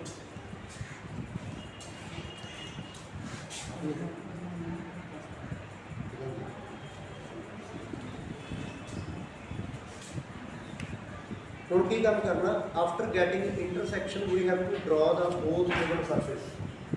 ਜਿਹੜੀ ਗੱਲ ਆਪਾਂ ਉੱਪਰ ਪੜ੍ਹੀ ਆ ਉਹਦੇ ਅਕੋਰਡਿੰਗ ਡਰਾ ਕਰਾਂਗੇ। ਹੁਣ ਡਰਾ ਕੀਤੀ ਹੋਈ ਡਾਇਗਰਾਮ ਦੇ ਵਿੱਚੋਂ ਲਿਮਿਟਸ ਲੱਭਣੀਆਂ।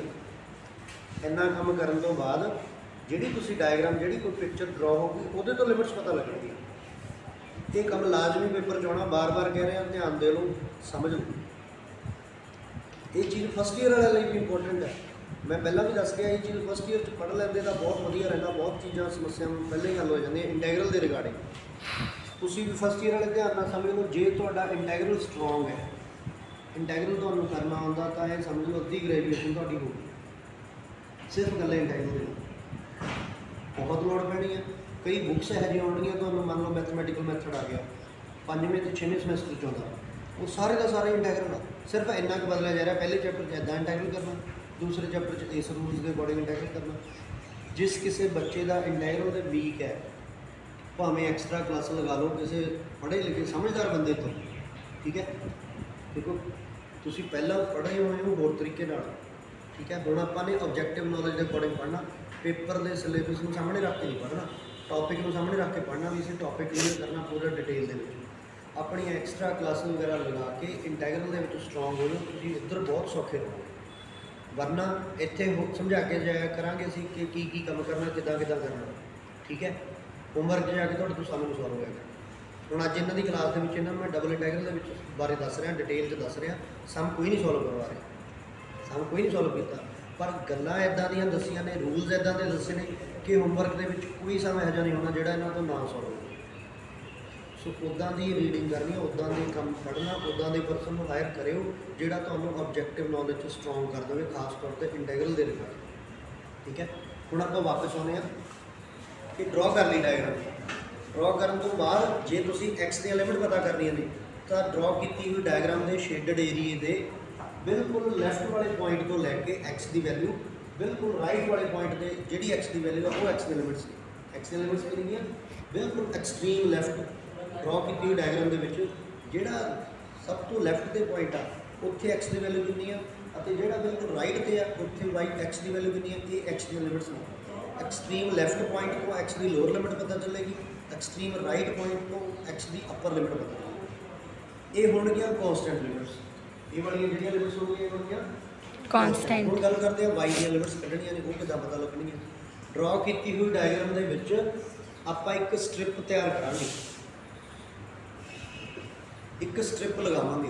ਉਹ ਸਟ੍ਰਿਪ ਕੀ ਹੋਏਗੀ, ਹੁਣ ਆਉਣ ਵਾਲੇ ਦਿਨਾਂ 'ਚ ਆਪਾਂ ਨੂੰ ਹੋਰ ਡਿਟੇਲ ਦੇ ਵਿੱਚ ਪੜ੍ਹਨਾ ਪਊਗਾ। ਕਈ ਵਾਰੀ ਇੱਕ ਤੋਂ ਵੱਧ ਸਟ੍ਰਿਪਸ ਦੀ ਲੋੜ ਪੈਂਦੀ ਹੈ, ਉਹ ਅੱਜ ਨਹੀਂ ਗੱਲ ਕਰਦੇ, ਤੁਸੀਂ ਭੁੱਲ ਜਾਓਗੇ ਅੱਜ ਦੀ ਕਲਾਸ ਦੇ ਰੂਲ ਦੇ ਵਿੱਚ ਹੀ।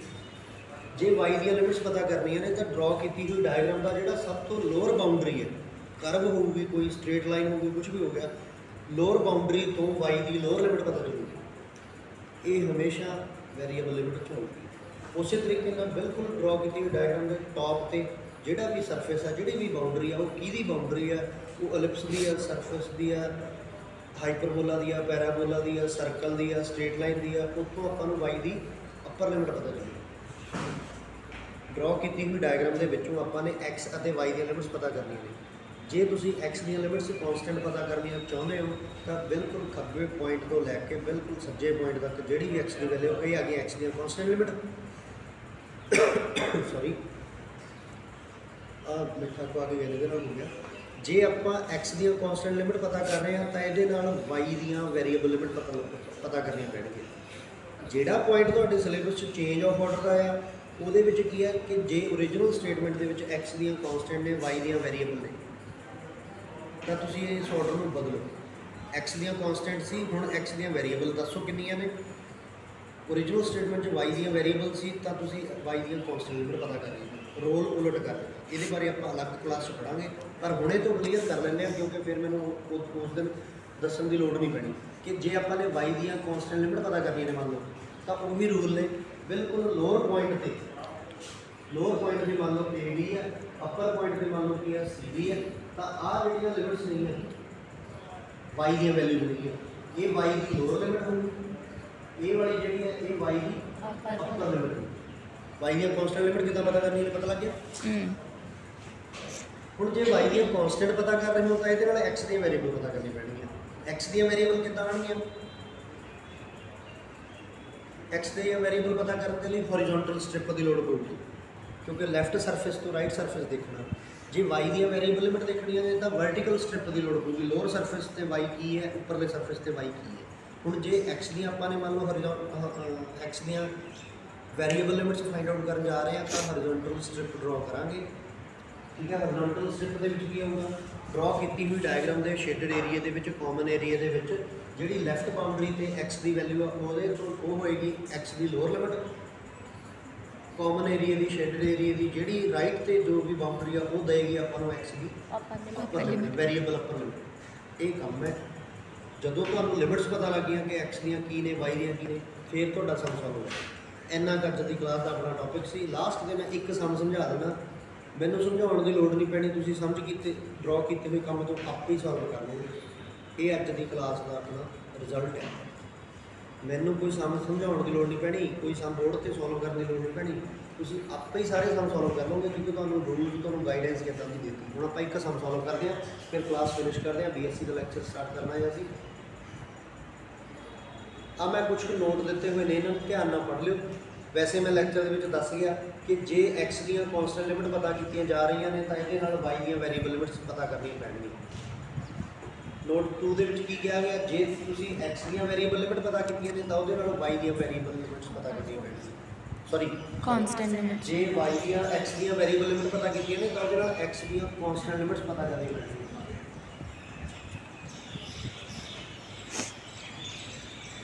आइडेंटिफिकेशन ऑफ लिमिट्स, ये गल भी आप पहला बोल चुके कि जे लिमिट्स के इंटैगल के एक्स दिखाई दे रहा तो यह मतलब कि अदर वेरीएबल वाई दी लिमिट्स है। ठीक है, ये गल पहला भी आप दस चुके। जे लिमिट्स के वाई अपीयर हो रहा तो ये लिमिट्स की ने अदर वेरीएबल एक्स। हुण मान लो एक सम दिता हुआ छोटा जिहा सम करवाउण की मैनूं लोड़ नहीं, आप कोई सम है ਆਪਾਂ ਨੂੰ ਇਹਨਾਂ ਬਾਰੇ नहीं पता लगता है किदियां ने। पहले नंबर पर आप मैं देखो ਤੁਹਾਨੂੰ सॉल्व करने के लिए कितना वर्क किया हुआ।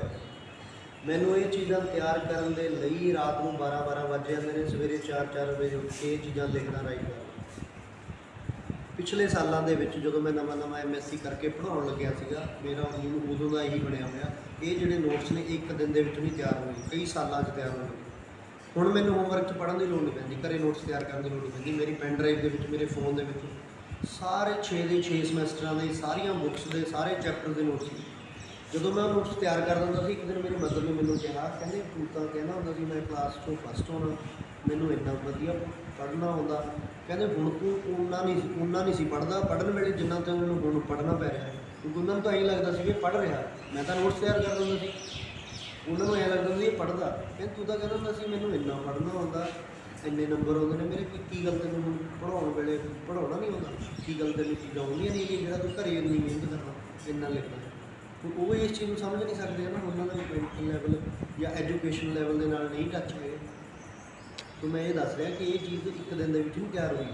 हुण जे कोई बच्चा मैंने कहे सारे नोट्स मैंने पेन ड्राइव पा के दे दो, क्यों भाई मैं की है, ठीक है, मैं की मेहनत आई पढ़ावा दे दूँगा, कोई प्रॉब्लम नहीं। मैंने बच्चे बैठे ने, मैं कल भी 2 बार PDF फाइलें भेजिया ने, थोनों भी भेजूँगा।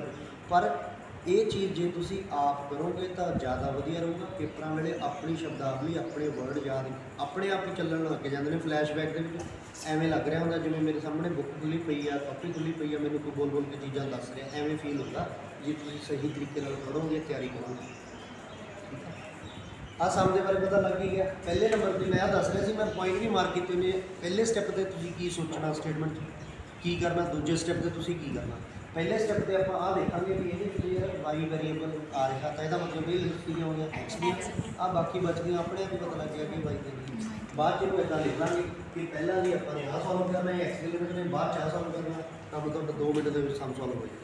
5 नंबर क्वेश्चन आया 2 मिनट तुसीं करता, इस सौखा की होगा, इदू सौखा मैथ की होएगा। ज़्यादातर बच्चे बोरिंग कहते हैं, क्योंकि वो किस तरह उसकी तैयारी करनी है, किस तरह पढ़ना, प्रॉपर वे नहीं अडोप्ट करना।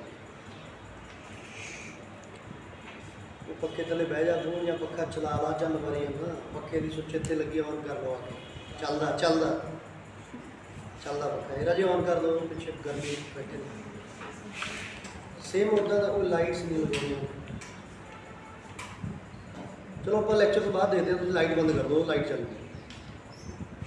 हाँ जी, ये सम के की आ गया। आ भी आप बाद देखा, पहला देखा कि ये एक्स चल रहा है, ये वाई दी वेरीएबल लिमिट हो गई, ये की हो गई एक्स दी, बाकी बचते नहीं सॉल्व करना। बस मैं लास्ट तो वो सम करवादा तो जिहदे बाउंडेड सरफेस दिता होता। अब कोई ट्रिक दी हुई है, मैं दसिया है कि की चीज़ ट्रिक में फॉलो करना है। गुडी का भी बंद कर देना चल रहा परमानेंट मार्कर लैके ना उतों अंदरों दफ्तर चो इन्होंने स्विच उस पर लिख दो ये फैन है, ये लाइट है, ताकि क्लास में आने तो पहले आप लाइट्स बंद कर दिए, फैन चला दो। जे कोई फैन चलता नहीं, एप्लीकेशन जी लिख दो, नहीं मैनू देख दो चाहे कि आह कमरे के इन्ने नंबर पक्खा नहीं चलता है, जिमें आ 1 2 3 4 5 ने अज ही आप काल छड्डो पहले इन्होंने चलते करा देंगे। जो कोई पक्खा खराब है तो नवा लगा देंगे, पर प्रॉपर वे दसो। असी इलैक्ट्रीशियन मिस्त्री को कहा जाके यार वो कमरे में पक्खा नहीं चलता, उन्हें आने स्विचा दब के देखनी है, 2 3 चलते हैं, उन्हें कहना चलते हैं सारे।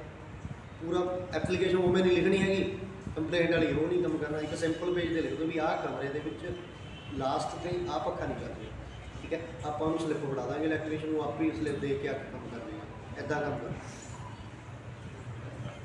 हाँ आ सब आ गया जी, बस लास्ट से देखो, बस 5 मिनट लगेगा थोड़े को। ये कोई इंटैगरल है जिहदा आपने इंटैगरल करना, उन्होंने आपको सरफेस दी, कर्व्स देती, बाउंडेड सरफेस देती। हुण केस 1 तो शुरू करते हैं आप, तुसीं अपने आप कहोगे जी ये गल तो सानूं पता, सानूं दसो। कई बारी ना कोई चीज़ मैं रेपीटिशन कर जाना, दस जाना, बोल जाना, पहले ही कह दिया करो हथ खड़े करके जी ये चीज़ सानूं पता, अगे दसो, ताकि अपना घट टाइम लगे।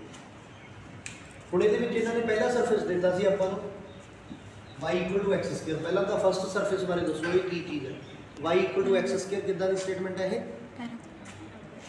ਤੁਹਾਡੇ +1 +2 ਦੇ ਬੁੱਕਸ ਦੇ ਵਿੱਚ ਨਾ ਇੱਕ ਚਾਰਟ ਬਣੇ ਹੁੰਦੇ ਸੀ ਜਿਓਮੈਟਰੀ ਦੇ ਵਿੱਚ, ਪਹਿਲੇ ਹੀ ਉੱਥੇ ਦੱਸਿਆ ਹੁੰਦਾ ਵੀ 4 ਤਰ੍ਹਾਂ ਦਾ ਪੈਰਾਬੋਲਾ ਇੱਦਾਂ ਦੀ ਸਟੇਟਮੈਂਟ ਹੈ, 2 ਤਰ੍ਹਾਂ ਦਾ ਸਫੀਰ ਹੈ ਇੱਦਾਂ ਦੀ ਸਟੇਟਮੈਂਟ ਹੈ। ਉਹ ਸਾਰਿਆਂ ਦੀ ਫੋਟੋ ਖਿੱਚ ਕੇ ਰੱਖ ਲਓ, ਨੋਟਸਾਂ 'ਚ ਲਗਾ ਲਓ, ਉਹਦੀ ਲੋਡ ਪਊ ਆਪਾਂ, ਠੀਕ ਹੈ। ਹੁਣ ਇਹ ਕੀ ਹੈ y = x स्क्वायर, ਇਹ ਅਪਵਰਡ ਪੈਰਾਬੋਲਾ ਹੈ, ਠੀਕ ਹੈ। ਹਾਂਜੀ ਸਰ, ਜੇ x स्क्वायर = ਮਾਈਨਸ ਦੇ ਵਿੱਚ ਹੁੰਦਾ ਤਾਂ ਡਾਊਨਵਰਡ ਪੈਰਾਬੋਲਾ ਹੁੰਦਾ। ਇਹੀ ਚੀਜ਼ ਮੈਂ ਪਹਿਲਾਂ ਕਹਿ ਗਿਆ ਤੁਹਾਨੂੰ ਕਿ ਆਇਡੈਂਟੀਫਾਈ ਕਰ ਲਓ, ਇਹ ਜੀ ਅਪਵਰਡ ਪੈਰਾਬੋਲਾ ਆ। ਹੁਣ ਦੇਖਦੇ ਹਾਂ ਕਿੱਥੋਂ ਕਿੱਥੋਂ ਨਹੀਂ ਪਾਸ ਕਰਦਾ। आपने x ਨੂੰ 0 ਭਰਿਆ, y भी 0 हो गया, ਇਹਦਾ मतलब ये ओरिजिन जो पास करता। आपने x ਨੂੰ 0 ਭਰਿਆ, y ਦੀ नॉन जीरो वैल्यू तो आई नहीं, ਇਹਦਾ मतलब ये y x जो पास नहीं करता। कितना सौखा हो रहा सानू सॉल्व करना। उस तरीके नाल आपां y ਨੂੰ 0 भर के देखा, y ਨੂੰ 0 भर के x भी 0 आ गया, ओरिजिन जो पास करता। ये तो आप पहले ही गल कर चुके, पर y ਨੂੰ 0 पुट करने के बाद तुसीं इत्थे कह सकते हो कि x की नॉन जीरो वैल्यू नहीं आई, x की नॉन जीरो वैल्यू तो आई नहीं, है ना, एक्स की नॉन जीरो तो आई नहीं, इसका मतलब ये एक्स जो पास नहीं करता। 3 गल्लां मेन तौर पर समझ लिया कि जिहड़ा अपवर्ड पैराबोला सी वो तो जी कल्ले सिर्फ ओरिजिन को पास करता, ना एक्स नूं पास करता, ना वाई एक्स नूं पास करता। हुण दूजा सरफेस जिहड़ा स्टेटमेंट चाह दिता होया सी, ये सैकंड केस बन गया, y = x। कोई दस सकता है की है? लाइन, लाइन नहीं है, स्ट्रेट लाइन है। ठीक है, प्रॉपर वर्डिंग च गल करो, जिद्दां दी वर्डिंग च आपां पढ़ना है, ठीक है जी, ठीक है। सैकंड सरफेस बारे गल करते हैं, y = x, it is called straight line. ये बारे दसता, फिर आप ये देख लिया कि x ਨੂੰ 0 भर के y 0 आ गया, ये भी जी ओरिजिन पास कर दिया। x ਨੂੰ 0 भर के y दी तो नॉन जीरो वैल्यू आई नहीं, इसका मतलब ये भी y x ਨੂੰ पास नहीं करती। तीजी गल y ਨੂੰ 0 भर के दोबारा फिर देखा कि x नॉन जीरो नहीं आया, इसका मतलब ये भी x के विचों ने पास नहीं करती। दोनों बारे पढ़ लिया। हुण तीजा केस किहड़ा रह गया? इंटरसैक्शन। इंटरसैक्शन ਹੁਣ इंटरसैक्शन वाले केस की गल करांगे, की दसिया सी मैं, कोई दसूगी? बुशरा महक दसो की दसिया सी इंटरसैक्शन किवें करनी? जल्दी दसो, टाइम ना वेस्ट करो। नहीं पता तो अगे दसो। अगर एक्स नहीं पता करनी है तो पहला टर्म्स ऑफ वाई, अगर वाई दी पता करनी है तो टर्म्स ऑफ पता लिमिट्स दे चक्कर च नहीं पै रहे हैं। बुशरा थोड़ा नाम? नाइला। सर अगर y को x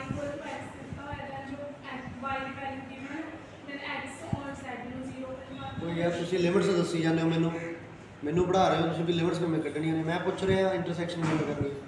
जोया सर y दी वैल्यू x दी टर्म्स भर दो जी। किहदे च भर दो?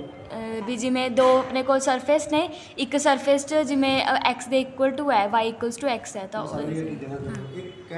एक दसना चाह रहे हैं कि 2 सरफेस दिते हुए हैं, किसी एक सरफेस के विचों x की वैल्यू पता करो in terms of other variable, दूसरे च भर दो, उन्होंने दूजे सरफेस भर दो, उत्थों इंटरसैक्शन आनी शुरू हो जाएगी, ठीक है। ਹੁਣ ਪਹਿਲੇ ਸਰਫੇਸ ਦੇ ਵਿੱਚੋਂ ਮੰਨ ਲਓ ਆਹ ਦੋ ਸਰਫੇਸ ਸੀ y = x ਸਕੁਅਰ, ਇੱਕ ਸੀਗਾ y = x। ਮੈਂ ਇਸ ਸਰਫੇਸ ਦੇ ਵਿੱਚੋਂ y ਦੀ ਵੈਲਿਊ ਕੱਢ ਲਈ, ਕਿੰਨੀ ਆ x ਸਕੁਅਰ। ਜ਼ਰੂਰੀ ਨਹੀਂ ਹੈਗਾ x ਦੀ ਕੱਢਣੀ ਹੈ, ਤੁਸੀਂ y ਦੀ ਕੱਢ ਕੇ ਵੀ ਭਰ ਸਕਦੇ ਹੋ, ਕੋਈ ਪ੍ਰੋਬਲਮ ਨਹੀਂ। ਸੋ ਪਹਿਲੇ ਸਰਫੇਸ ਦੇ ਵਿੱਚੋਂ ਕਿਸੇ ਇੱਕ ਵੇਰੀਏਬਲ ਦੀ ਵੈਲਿਊ ਕੱਢੀ, ਦੂਜੇ 'ਚ ਭਰਤੀ, ਇੱਥੇ ਕੀ ਭਰਤਾ x ਸਕੁਅਰ। ਇਹਦਾ ਮਤਲਬ ਇਹ ਕੀ ਆ ਗਿਆ x ਸਕੁਅਰ ਮਾਈਨਸ x = 0। ਇੱਥੋਂ x ਦੀਆਂ ਦੋ ਵੈਲਿਊ ਆ ਗਈਆਂ, ਇੱਕ 0 ਆ ਗਈ, ਇੱਕ 1 ਆ ਗਈ। ਹੁਣ ਜਿਹੜੀ ਇਹ 0 ਅਤੇ 1 ਆਈ ਆ, ਇਹਨੂੰ ਤੁਸੀਂ ਕਿਸੇ ਵੀ ਸਰਫੇਸ 'ਚ ਭਰ ਦਿਓ, ਭਾਵੇਂ ਪਹਿਲੇ 'ਚ ਭਰ ਦਿਓ। ਪਹਿਲਾ ਸਰਫੇਸ ਕੀ ਸੀਗਾ y = x ਸਕੁਅਰ, x ਦੀ ਵੈਲਿਊ 0 ਆਈ ਆ, ਉਹਨੂੰ ਪੁੱਟ ਕਰਕੇ y ਵੀ 0 ਆ ਗਿਆ। ਜਾਂ ਦੂਜੇ 'ਚ ਭਰ ਲਓ, ਕ੍ਰਾਸ ਚੈਕਿੰਗ ਕਰੀ ਚਲੋ ਕੀ ਸਾਡਾ ਸਮ ਸਹੀ ਸੋਲਵ ਹੋ ਰਿਹਾ। ਦੂਜੇ ਸਰਫੇਸ 'ਚ ਭਰ ਕੇ ਦੇਖ ਲਓ, x ਦੀ ਵੈਲਿਊ 0 ਆਈ ਸੀ। ਦੂਜਾ ਸਰਫੇਸ ਕੀ ਸੀਗਾ y = x ਜਾਂ x = y ਸਟ੍ਰੇਟ ਲਾਈਨ, ਉਹਦੇ 'ਚ ਭਰਿਆ, ਉਹਦੇ 'ਚ ਵੀ 0 ਹੁੰਦੀ ਹੈ। ਇਹਦਾ ਮਤਲਬ ਇੰਟਰਸੈਕਸ਼ਨ ਦਾ ਪੁਆਇੰਟ ਕੀ ਆ ਗਿਆ 0 0। P ਪੁਆਇੰਟ ਮਾਰਕ ਕਰ ਲਿਆ 0 0। ਉਸੇ ਤਰੀਕੇ ਨਾਲ y ਦੀ x ਦੀ ਵੈਲਿਊ 1 ਆਈ ਸੀਗੀ ਇੰਟਰਸੈਕਸ਼ਨ 'ਚ, ਇਹਨੂੰ ਭਾਵੇਂ ਪਹਿਲੇ ਸਰਫੇਸ 'ਚ ਭਰ ਲਓ, ਮੈਂ ਇੱਥੇ ਲਿਖ ਰੱਖਿਆ ਪੁੱਟ ਇਨ ਐਨੀ ਸਰਫੇਸ, ਭਾਵੇਂ ਪਹਿਲੇ 'ਚ ਭਰ ਲਓ ਭਾਵੇਂ ਦੂਜੇ 'ਚ ਭਰ ਲਓ, y ਦੀ ਵੀ ਵੈਲਿਊ ਆ ਗਈ। ਇਹ ਦੂਜਾ ਪੁਆਇੰਟ ਆ ਗਿਆ ਇੰਟਰਸੈਕਸ਼ਨ ਦਾ 1 1। ਇਹ ਰੀਅਲ ਆ ਗਏ ਨਾ, ਰੀਅਲ ਪੁਆਇੰਟ ਆਏ ਨੇ ਸਾਰੇ। ਇਹਦਾ ਮਤਲਬ ਇਹ ਇੰਟਰਸੈਕਟ ਕਰਦੇ ਆ। ਜੇ ਨਾਨ ਰੀਅਲ ਆ ਜਾਂਦਾ, ਕੋਈ ਇੱਕ ਵੀ ਨਾਨ ਰੀਅਲ ਆ ਜਾਂਦਾ, ਕੰਪਲੈਕਸ ਆ ਜਾਂਦਾ, ਇਮੇਜ ਲਾਸ ਹੋਈ ਜਾਂਦੀ। ਕੋਈ ਚਾਹ ਪਾਣੀ ਪੀ ਕੇ ਆਇਆ ਕਰੋ, ਅੱਖਾਂ ਬੰਦ ਕਰੀ ਜਾਂਦੇ ਹੋ। ਜੇ ਨਾਨ ਰੀਅਲ ਆਉਂਦੀਆਂ, ਇਮੇਜਨਰੀ ਆਉਂਦੀਆਂ, ਕੰਪਲੈਕਸ ਆਉਂਦੀਆਂ, ਤਾਂ ਇਹ ਮੀਟ ਨਹੀਂ ਕਰਨੇ ਸੀ, ਸਮ ਅੱਗੇ ਕਰਨਾ ਹੀ ਨਹੀਂ, ਉੱਥੇ ਬੰਦ ਕਰ ਦਿਓ, ਇਹਦਾ ਕੁਝ ਨਹੀਂ ਹੋ ਸਕਦਾ। ਠੀਕ ਸਰ ਜੀ। ਠੀਕ ਹੈ। ਹੁਣ ਆਪਾਂ ਤਿੰਨੋਂ ਕੇਸਿਸ ਦੀ ਡਿਸਕਸ਼ਨ ਤੋਂ ਬਾਅਦ ਡਾਇਗਰਾਮ ਨੂੰ ਡਰਾਅ ਕਰਾਂਗੇ। ਮੈਂ ਅਲੱਗ ਤੋਂ ਇੱਥੇ ਡਰਾਅ ਕਰ ਦਿੰਦਾ, ਇੱਦਾਂ ਦੀ ਪਿਕਚਰ ਬਣੂਗੀ। ਹੁਣ ਤੁਹਾਨੂੰ ਇਹ ਤਾਂ ਪਤਾ ਲੱਗ ਗਿਆ ਕਿ ਪਿੱਛੇ ਪੁਆਇੰਟਸ ਦੇ ਵਿੱਚੋਂ ਕਿੱਡੇ ਕਿੱਡੇ ਪੁਆਇੰਟ ਆ ਰਹੇ ਨੇ, 15 20 25 50 ਤੱਕ ਦੇ ਆ ਰਹੇ ਨੇ, ਜਾਂ 3 4 ਤੱਕ ਦੇ ਆ ਰਹੇ ਨੇ। ਇਹਦੇ ਵਿੱਚ 1 ਤੱਕ ਦੇ ਸੀ ਵੱਧ, ਤਾਂ ਪਿਕਚਰ ਨੂੰ ਜ਼ੂਮ ਕਰਕੇ ਆਪਾਂ 0 ਤੋਂ 1 ਦੇ ਇਰਦ ਗਿਰਦ ਰਹਾਂਗੇ ਬਸ। ਤਾਂ ਆਪਾਂ ਡਰਾਅ ਕਰਦੇ ਹਾਂ ਇੱਧਰ। ਇਹ ਪੁਆਇੰਟ ਆਪਣਾ ਓਰੀਜਨ ਹੋ ਗਿਆ, ਇਹ x ਐਕਸਿਸ ਹੋਊਗੀ, ਇਹ y ਐਕਸਿਸ ਹੋਊਗੀ। ਕੋਈ ਪੁਆਇੰਟ ਮੇਰਾ ਨੈਗੇਟਿਵ ਨਹੀਂ ਆਇਆ ਹੈ ਨਾ, ਪਿੱਛੇ ਜਿਹੜਾ ਕੱਢਿਆ ਸੀ ਇੰਟਰਸੈਕਸ਼ਨ ਦਾ ਪੁਆਇੰਟ, ਇੱਕ 0 0 ਆਇਆ ਸੀ, ਇੱਕ 1 1 ਆਇਆ ਸੀ, ਕੋਈ ਨੈਗੇਟਿਵ ਤਾਂ ਨਹੀਂ ਆਇਆ। ਤਾਂ ਮੈਂ ਪਹਿਲੇ ਕੁਆਡਰੈਂਟ 'ਚ ਹੀ ਰਹਿਣਾ ਬਸ, ਇਹਨਾਂ ਡਰਾਅ ਕਰਦਾ, ਦੂਜੇ ਡਰਾਅ ਕਰਨ ਦੀ ਮੈਨੂੰ ਲੋੜ ਨਹੀਂ। ਜੇ ਕੋਈ ਹੁੰਦਾ ਉਸ ਕੁਆਡਰੈਂਟ ਦਾ ਤਾਂ ਉਹਨੂੰ ਵੀ ਡਰਾਅ ਕਰਦੇ। ਹੁਣ ਆਪਾਂ ਪਹਿਲੇ ਸਰਫੇਸ ਦੇ ਪੁਆਇੰਟ ਨੂੰ ਮਾਰਕ ਕਰ ਲਈਏ। ਪਹਿਲਾ ਸਰਫੇਸ ਕੀ ਸੀਗਾ ਅਪਵਰਡ ਪੈਰਾਬੋਲਾ, ਇੱਕ ਕਟੋਰੀ ਜੀ ਦੀ ਸ਼ੇਪ ਦੇ ਵਿੱਚ। ਕਿੱਥੋਂ ਦੀ ਪਾਸ ਕਰਦਾ ਸੀ ਓਰੀਜਨ ਤੋਂ, ਕਿਸੇ ਐਕਸ ਨੂੰ ਸੀ ਨਹੀਂ ਸੀ ਮਿਲਦਾ। ਤਾਂ ਮੈਂ ਇੱਕ ਕਟੋਰੀ ਜੀ ਦੀ ਸ਼ੇਪ ਦੇ ਵਿੱਚ ਅਪਵਰਡ ਪੈਰਾਬੋਲਾ ਡਰਾਅ ਕਰਦਾ। ਇਹਦੇ ਬਾਰੇ ਲਿਖ ਦਿਓ, ਇਹ ਕੀ ਸੀਗਾ y = x ਸਕੁਅਰ। ਦੂਜਾ ਸਰਫੇਸ ਕੀ ਸੀਗਾ x y = x, y = x। ਇਹ ਇਕੱਲੀ ਓਰੀਜਨ ਚੋਂ ਪਾਸ ਕਰਦੇ ਸੀ, ਕਿਸੇ ਐਕਸ ਚੋਂ ਨਹੀਂ ਸੀ ਪਾਸ ਕਰਦਾ। ਠੀਕ ਹੈ। ਹਾਂਜੀ ਸਰ ਜੀ। ਥੋੜੇ ਜਿਹੇ ਨਾ ਐਡੀਸ਼ਨਲ ਪੁਆਇੰਟ ਰਫ ਕੰਮ 'ਚ ਪਤਾ ਕਰ ਲੈਣੇ। ਜਿਵੇਂ 0 ਭਰ ਕੇ 0 ਆਉਂਦਾ ਸੀ ਸਟ੍ਰੇਟ ਲਾਈਨ 'ਚ, 1 ਭਰ ਕੇ 1 ਆਉਂਦਾ ਸੀ, 2 ਭਰ ਕੇ 2 ਆਉਂਦਾ ਸੀ। ਇਹਦਾ ਮਤਲਬ ਇਹ 45 ਦੇ ਐਂਗਲ 'ਤੇ ਜਾ ਰਹੀ ਹੈ। ਠੀਕ ਹੈ। ਤਾਂ ਇਹ ਸਟ੍ਰੇਟ ਲਾਈਨ ਜਿਹੜੀ ਮੇਰੀ ਇੱਦਾਂ ਦੀ ਜਾ ਰਹੀ ਹੈ, ਇਹ ਸਟ੍ਰੇਟ ਲਾਈਨ ਸੀਗੀ y = x। ਕਈ ਵਾਰੀ ਹੋ ਸਕਦਾ ਤੁਹਾਡੇ ਤੋਂ ਡਾਇਗਰਾਮ ਪਹਿਲੀ ਵਾਰ 'ਚ ਪੂਰੀ ਐਕੂਰੇਟ ਨਾ ਬਣੇ, ਥੋੜੀ ਜਿਹੀ ਮਿਹਨਤ ਕਰਨੀ ਪਊਗੀ, ਥੋੜੀ ਜਿਹੀ ਸ਼ੇਪ ਚੇਂਜ ਕਰਨੀ ਪਊਗੀ। ਮੇਰਾ ਅਪਵਰਡ ਪੈਰਾਬੋਲਾ ਤਾਂ ਆ ਵੀ ਆ, ਅਪਵਰਡ ਪੈਰਾਬੋਲਾ ਮੇਰਾ ਇਹ ਵੀ ਹੈ, ਦੋਨੇ ਹੀ ਅਪਵਰਡ ਪੈਰਾਬੋਲਾ, ਪਰ ਇਹਨਾਂ ਦੀ ਸੈਂਟਰੀਸਿਟੀ 'ਚ ਜਾ ਕੇ ਪਤਾ ਲੱਗਦਾ ਕਿ ਕਿੱਦਾਂ ਦੀ ਸ਼ੇਪ ਆ। ਮੈਂ ਉਹ ਇੰਨਾ ਡੀਪਲੀ ਨਹੀਂ ਲੈ ਕੇ ਜਾਣਾ ਚਾਹੁੰਦਾ, ਤੁਹਾਨੂੰ ਤੁਹਾਡਾ ਕੰਮ ਸੌਖਾ ਕਰ ਦੇਣਾ। ਤੁਸੀਂ ਇੰਟਰਸੈਕਸ਼ਨ ਦੇ ਪੁਆਇੰਟਸ ਨੂੰ ਸਾਹਮਣੇ ਰੱਖ ਕੇ ਡਾਇਗਰਾਮ ਡਰਾਅ ਕਰ ਲੈਣੀ ਹੈ। ਪਹਿਲਾਂ ਇੰਟਰਸੈਕਸ਼ਨ ਦਾ ਪੁਆਇੰਟ ਮਾਰਕ ਕਰ ਲਓ, ਇੱਕ ਸੀਗਾ P ਪੁਆਇੰਟ ਆਇਆ ਸੀ 0 0, ਇੱਕ ਸੀਗਾ Q ਪੁਆਇੰਟ 1 1। ਉਸ ਤੋਂ ਬਾਅਦ ਡਾਇਗਰਾਮ ਡਰਾਅ ਕਰੋ। ਠੀਕ ਹੈ ਜੀ। ਡਰਾਅ ਹੋ ਗਈ। ਇਹਨਾਂ ਦਾ ਆ ਗਿਆ ਜੀ ਫਾਰਮੂਲੇ, ਫਿਜ਼ੀਬਲ ਕਾਮਨ ਰੀਜਨ। ਠੀਕ ਹੈ। ਸੈਕੰਡ ਈਅਰ ਲੀਨੀਅਰ ਪ੍ਰੋਗਰਾਮਿੰਗ 'ਚ ਆਪਾਂ ਇਹਦੇ ਬਾਰੇ ਗੱਲ ਕਰਾਂਗੇ, ਉਹ ਸ਼ਬਦ ਦੇ ਨਹੀਂ ਦੱਸਦੇ ਤੁਹਾਨੂੰ। ਤਾਂ ਪਿਕਚਰ ਬਣ ਗਈ ਆਪਣੇ ਕੋਲ ਹੌਲੀ। ਹੁਣ ਲਿਮਿਟਸ ਪਤਾ ਕਰਨੀਆਂ ਬਹੁਤ ਆਸਾਨ ਨੇ, ਸਾਰਾ ਕੁਝ ਤੁਹਾਨੂੰ ਦੱਸ ਰੱਖਿਆ ਪਹਿਲਾਂ। ਮੰਨ ਲਓ x ਦੀਆਂ ਕੌਂਸਟੈਂਟ ਲਿਮਿਟ ਕੱਢਣੀਆਂ ਨੇ, ਲੈਫਟ ਪੁਆਇੰਟ ਤੋਂ ਰਾਈਟ ਪੁਆਇੰਟ ਤੱਕ ਜਾਣਾ। ਲੈਫਟ ਪੁਆਇੰਟ ਤੇ x ਦੀ ਵੈਲਿਊ 0 ਆ, ਰਾਈਟ ਪੁਆਇੰਟ ਤੇ ਵੱਧ ਤੋਂ ਵੱਧ ਕਿੰਨੀ ਆ 1। ਤਾਂ x ਦੀ ਲਿਮਿਟ ਕਿੱਥੋਂ ਕਿੱਥੇ ਤੱਕ ਆ ਗਈਆਂ 0 ਤੋਂ 1। y ਦੀਆਂ ਵੈਰੀਏਬਲ ਲਿਮਿਟ ਕੱਢਣੀਆਂ ਨੇ, ਇੱਥੋਂ ਸਟ੍ਰਿਪ ਲਗਾ ਲਓ। ਹੇਠਾਂ ਵਾਲੇ ਸਰਫੇਸ ਤੇ y ਕੀ ਆ x ਸਕੁਅਰ, ਉੱਪਰ ਵਾਲੇ ਸਰਫੇਸ ਤੇ y ਕੀ ਆ x। ਤਾਂ ਤੁਹਾਡੀ ਸਟੇਟਮੈਂਟ ਕੀ ਆ y ਦੀਆਂ ਵੈਰੀਏਬਲ ਲਿਮਿਟ ਆ ਗਈਆਂ ਲੋਅਰ ਪੁਆਇੰਟ ਤੇ ਕਿੰਨਾ x ਸਕੁਅਰ, ਕਿਉਂਕਿ ਲੋਅਰ ਵਾਲਾ ਸਰਫੇਸ ਕਿਹਦਾ ਆ ਪੈਰਾਬੋਲਾ ਦਾ। ਉੱਪਰ ਵਾਲੇ ਸਰਫੇਸ ਤੇ y ਕਿੰਨਾ x ਹੈ। ਤੇ ਇੱਧਰ ਕੀ ਸੀਗਾ x ਦੀਆਂ ਲਿਮਿਟਸ ਕਿੰਨੇ 0 ਤੋਂ ਲੈ ਕੇ 1 ਤੱਕ। ਪਹਿਲਾਂ y ਵਾਲਾ ਸੋਲਵ ਕਰਾਂਗੇ ਤਾਂ dy ਅਤੇ dx। ਆ ਕੀ ਹੈ ਇੰਟੈਗਰੇਟ। ਇਹ ਕੀ ਸੀਗਾ, ਇਹ ਮੇਨ ਸਟੇਟਮੈਂਟ 'ਚ ਪਿਆ। ਠੀਕ ਸਰ ਜੀ। ਕੀ ਸੀਗਾ X, Y, X plus into Y. x plus y ਅੱਛਾ ਅੱਛਾ x y into x plus y ਇਹਦੀ ਸਾਰੇ ਸਮ ਚ ਕਿਤੇ ਲੋੜ ਹੀ ਨਹੀਂ ਪਈ ਠੀਕ ਹੈ ਉਹਦੇ ਚ ਕਨਫਿਊਜ਼ਨ ਆਉ ਕੀ ਆ ਕਿੱਦਾਂ ਦਾ ਆ ਉਹ ਬਾਅਦ ਚ ਦੇਖਾਂਗੇ ਇਹ ਇਦਾਂ ਡਰਾ ਕਰਨ ਤੋਂ ਬਾਅਦ ਠੀਕ ਹੈ ਹੁਣ ਤੁਸੀਂ ਸੋਲਵ ਕਰੋ ਇਹਨੂੰ ਤਾਂ ਸੋਲਵ ਕਰ ਸਕਦੇ ਹੋ ਪਹਿਲਾਂ ਹਾਂਜੀ y ਦਾ sir. ਬਾਅਦ ਚੈੱਕ ਹਾਂਜੀ sir. ਇੰਨਾ ਕੰਮ ਆਪਦਾ ਆਪਣਾ ਸੋ ਡਬਲ ਇੰਟੈਗਰਲ ਦਾ ਆਲਮੋਸਟ ਮੈਕਸਿਮਮ ਕੰਮ ਤੁਹਾਨੂੰ ਸਮਝਾਉਣ ਦੀ ਕੋਸ਼ਿਸ਼ ਕੀਤੀ ਆ ਕੋਈ ਪੁਆਇੰਟ ਰਹਿ ਗਿਆ ਤਾਂ ਹੋਮਵਰਕ ਦੇ ਵਿੱਚ ਮਾਰਕ ਕਰ ਲਿਆ ਕੱਲ ਦੀ ਕੁਐਰੀ ਲਗਾ ਕੇ ਠੀਕ ਹੈ ਜੀ ਕਰ ਦਿਓ